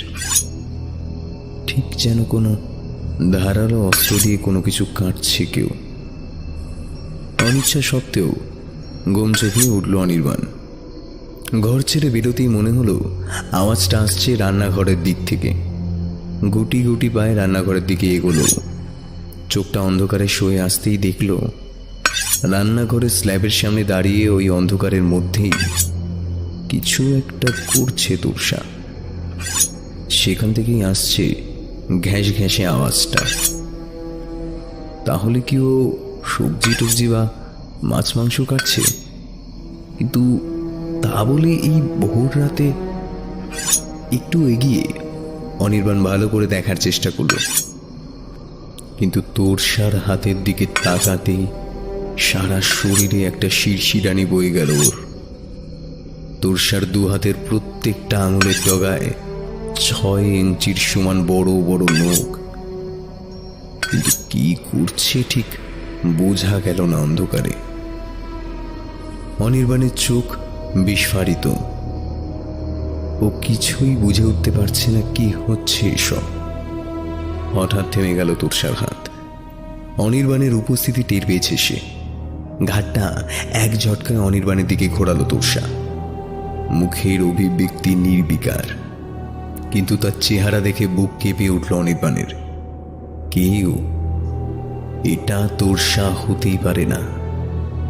অন্ধকারের মধ্যেই স্পষ্ট দেখতে পেল একটা বিভৎস মুখ, ঠোঁটের দুই পাশ থেকে বেরিয়ে আছে দুটো তীক্ষ্ণ সদন্ত। হঠাৎ ওর নির্বিকার চোখ দুটো জ্বলে উঠল দপ করে। মুখে ফুটে উঠেছে একটা নিষ্ঠুর হাসি। অনির্বাণ কাঁপা কাঁপা গলায় চিৎকার করে বলে উঠল, তোরসা, কি হয়েছে তোমার? তোরসা! কিন্তু তোরসা নিজের মধ্যেই নেই এখন। অনির্বাণের আর্ত চিৎকার ও দাগ ফেলতে পারল না ওর মনে। অনির্বাণ দেখল তোরসার তীক্ষ্ণ নখযুক্ত আঙুলগুলো উঠে আসছে তার গলা লক্ষ্য করে। অনির্বাণ বুঝল তোরসাকে থামানোর চেষ্টা করা এখন বৃথা। ও আসলেই তোরসা নয়, তোরসার শরীরে অন্য কেউ। আর এক মুহূর্ত সময় নষ্ট না করে অনির্বাণ ছুটে বেরিয়ে এলো ফ্ল্যাট থেকে। প্রাণপণে সিঁড়ি দিয়ে নিচে নামতে নামতেও শুনতে পেল আরও একজোড়া পায়ের আওয়াজ ধেয়ে আসছে ওর দিকে। একটা কথা মনে পড়তেই ভয়ে অনির্বাণের রক্ত জল হয়ে গেল। এখন এই সময় তো ফ্ল্যাটের মেইন গেটটা তালা দেওয়া থাকে। তার চাবি অবশ্য আছে ওর কাছে, কিন্তু সে তো ঘরে। এখন কি করবে ও? ওদিকে পিছনে সে তাড়া করে আসছে, বাবার সময়টুকু নেই। সিঁড়ির শেষ ল্যান্ডিংয়ে আসতেই মনে পড়ল, আরে পিছনের দরজাটা তো আছে, ওটাই একমাত্র বাঁচাতে পারে আজ ওকে। শরীরের সমস্ত শক্তি দিয়ে অনির্বাণ সেই দিকে ছুটতে শুরু করল। অনির্বাণদের আসার কয়েক বছর আগেই এই ফ্ল্যাটে একটা ভয়াবহ অগ্নিকাণ্ড হয়েছিল। তখন সবে মাত্র তৈরি হয়েছে ফ্ল্যাটটা। কয়েকজন ইলেকট্রিশিয়ান কাজ করতে এসে আটকে যায় বৃষ্টির জন্য। সেদিন রাতেই শর্ট সার্কিট হয়ে আগুন লাগে গোটা ফ্ল্যাটে, কিন্তু অন্ধকারে চাবি খুঁজে না পেয়ে বেরিয়ে আসতে পারেনি তারা। পরের দিন তাদের সবার অগ্নিদগ্ধ মৃতদেহ উদ্ধার করা হয়। তখনই ফ্ল্যাটটা রিকনস্ট্রাকশনের পাশাপাশি এমার্জেন্সি এক্সিট হিসেবে এই পিছনের দরজাটা বানানো হয়। তালা দেওয়া থাকে না সেটায়। ফ্ল্যাটটা কেনার পর এই দরজায় তালা না দেওয়া নিয়ে একটু আপত্তি করেছিল অনির্বাণ। চুরিচামারি হতে কতক্ষণ, কিন্তু এখন মনে হচ্ছে ভাগ্যিস ছিল দরজাটা। পিছনের দরজা দিয়ে বেরিয়ে রাস্তায় এসে পড়েছে অনির্বাণ। তবুও গতি থামায়নি। পিছনে তোরসারূপী নারী মূর্তি আরো হিংস্র হয়ে তেড়ে আসছে তার দিকে, প্রায় ধরেই ফেলেছে। আর মাত্র কয়েক হাতে দূরত্ব। অনির্বাণের চিৎকার করার ক্ষমতাটুকুও নেই। তার মনে হচ্ছে চিৎকার করলেও হয়তো তার ডাক কারোর কানে পৌঁছবে না। এমন সময় থেমে গেল পিছনে ধেয়ে আসা পায়ের আওয়াজ। তার সাথে এক অদ্ভুত হাড় কাঁপানো নারী কণ্ঠ কানে এলো। অনির্বাণ পিছনে ফিরে দেখল একজন লোক হাতে একটা লকেট ধরে আছে সেই নারীরূপী বিভীষিকার সামনে। আর তাতেই ধীরে ধীরে পিছিয়ে যেতে থাকে সে। নিজের স্বাভাবিক চেহারায় ফিরতে ফিরতে একসময় মাটিতে লুটিয়ে পড়ে ওর সংজ্ঞাহীন দেহটা। অনির্বাণ চিনতে পারে লোকটাকে, অজিতবাবু। তোরসাকে বিছানায় শুইয়ে চাদরটা টেনে দেয় অনির্বাণ।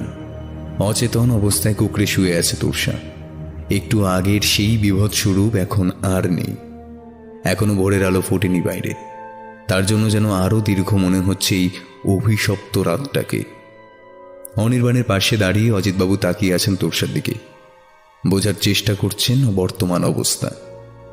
অনির্বাণ তার দিকে তাকিয়ে অসহায়ভাবে বলে উঠল, কি বুঝছেন অজিতবাবু? তোরসা ঠিক হয়ে যাবে তো? অজিতবাবু তাকে আশ্বস্ত করে বললেন, আপনার স্ত্রী এখন বিপদমুক্ত। আইসিসের অতৃপ্ত প্রেতাত্মা এখন ওনার শরীর ছেড়ে বেরিয়ে গিয়েছে। তবে আজ কিন্তু আপনার অনেক বেশি বিপদ ছিল। ভাগ্যিস আমি যাইনি। একটা বিপদের আঁচ পেয়ে থেকে গিয়েছিলাম চার মাথার মোড়ের ওই চায়ের দোকানটায়। ভোর রাতের দিকে কি মনে হতে এদিকটায় এসেছিলাম, তখনই দেখলাম আপনি ছুটে বেরিয়ে আসছেন বাড়ি থেকে। আচ্ছা অজিতবাবু, আজকে তোষা আমাকে এমনভাবে আক্রমণ করলে আমি স্পষ্ট দেখলাম, জানেন তো। ওর হাতে বড় বড় ধারালো নখ আর কি হিংস্র চোখ মুখ। আজ আপনি না থাকলে হয়তো। গলাটা কেঁপে ওঠে অনির্বাণের। অজিতবাবু ওর কাঁধে হাত রাখেন। অনির্বাণ ছলছলে চোখে বলে ওঠে, তাহলে কি আগের খুনগুলো তোরসাই?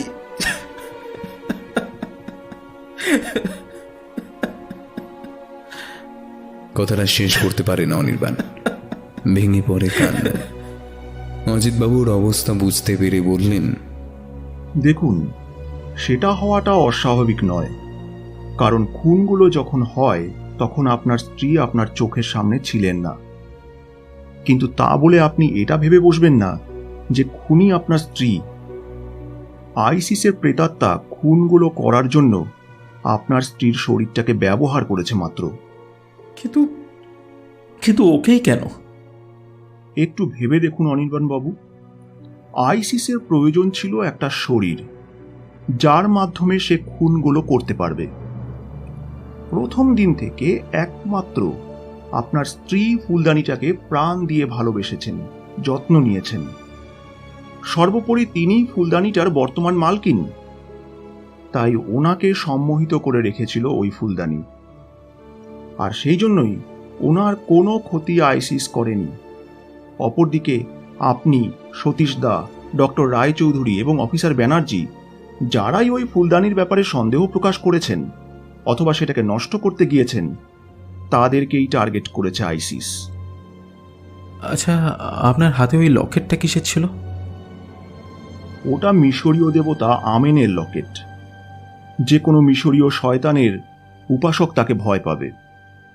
বৈকুণ্ঠ মোহনই এটা এনেছিলেন। এটা ছিল বলেই আইসিসকে আজ সাময়িকভাবে হলেও প্রতিরোধ করা গেছে। কিন্তু ও যদি আবার ফিরে আসে? আসবে না, তার আগেই ওটাকে নষ্ট করে ফেলতে হবে। অনির্বাণ বাবু, ফুলদানিটা নিয়ে আসুন আমার সঙ্গে।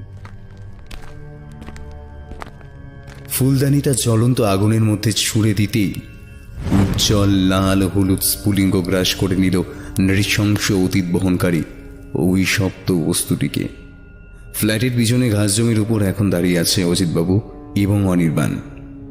পাড়াটা এখনো ঘুমিয়ে আছে।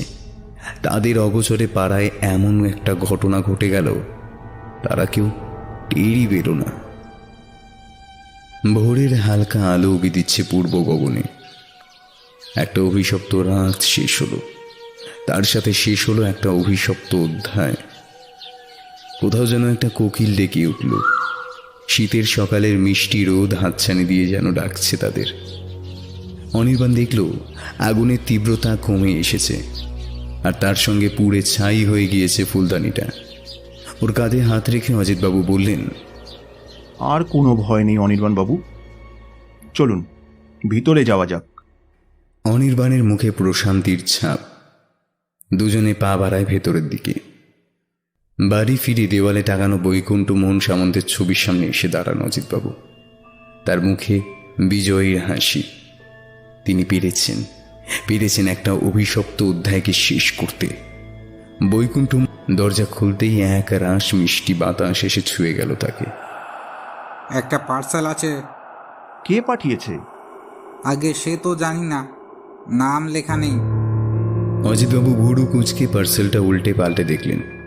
সত্যি তো, প্রেরকের নাম তো লেখা নেই। পিয়ন চলে যেতেই তিনি দরজা বন্ধ করে পার্সেলটা খুলতে শুরু করলেন। আয়তঘন আকারের একটা বাক্স, উজ্জ্বল সাদা রঙের কাগজ দিয়ে মোড়া। বাক্সটা খুলতেই তার মধ্যে থেকে বেরিয়ে এলো একটা সাদা রঙের ফুলদানি। গায়ের কারুকার্য ফুটে ওঠা নারী মূর্তিটার শরীরের অর্ধেক মমির মতো। গলার নরমুণ্ডের মালায় 6টা নরমুণ্ড, দুটো তীক্ষ্ণ সদন্ত দেখা যাচ্ছে ঠোঁটের ফাঁকে। মুখে ভয়ের ছাপ ফুটে ওঠে অজিতবাবুর। আইসিস ফিরে এসেছে। তাহলে কি ওই শেষ বলিটা বাকি বলি? কিং কর্তব্য বিমূঢ়ের মতো এক দৃষ্টে চেয়ে থাকেন ফুলদানিটার দিকে, দেখতে থাকেন তার গায়ে আঁকা নকশা, তারই পূর্বপুরুষ বৈকুণ্ঠ মোহন সামন্তের হাতে তৈরি। হঠাৎ পাল্টে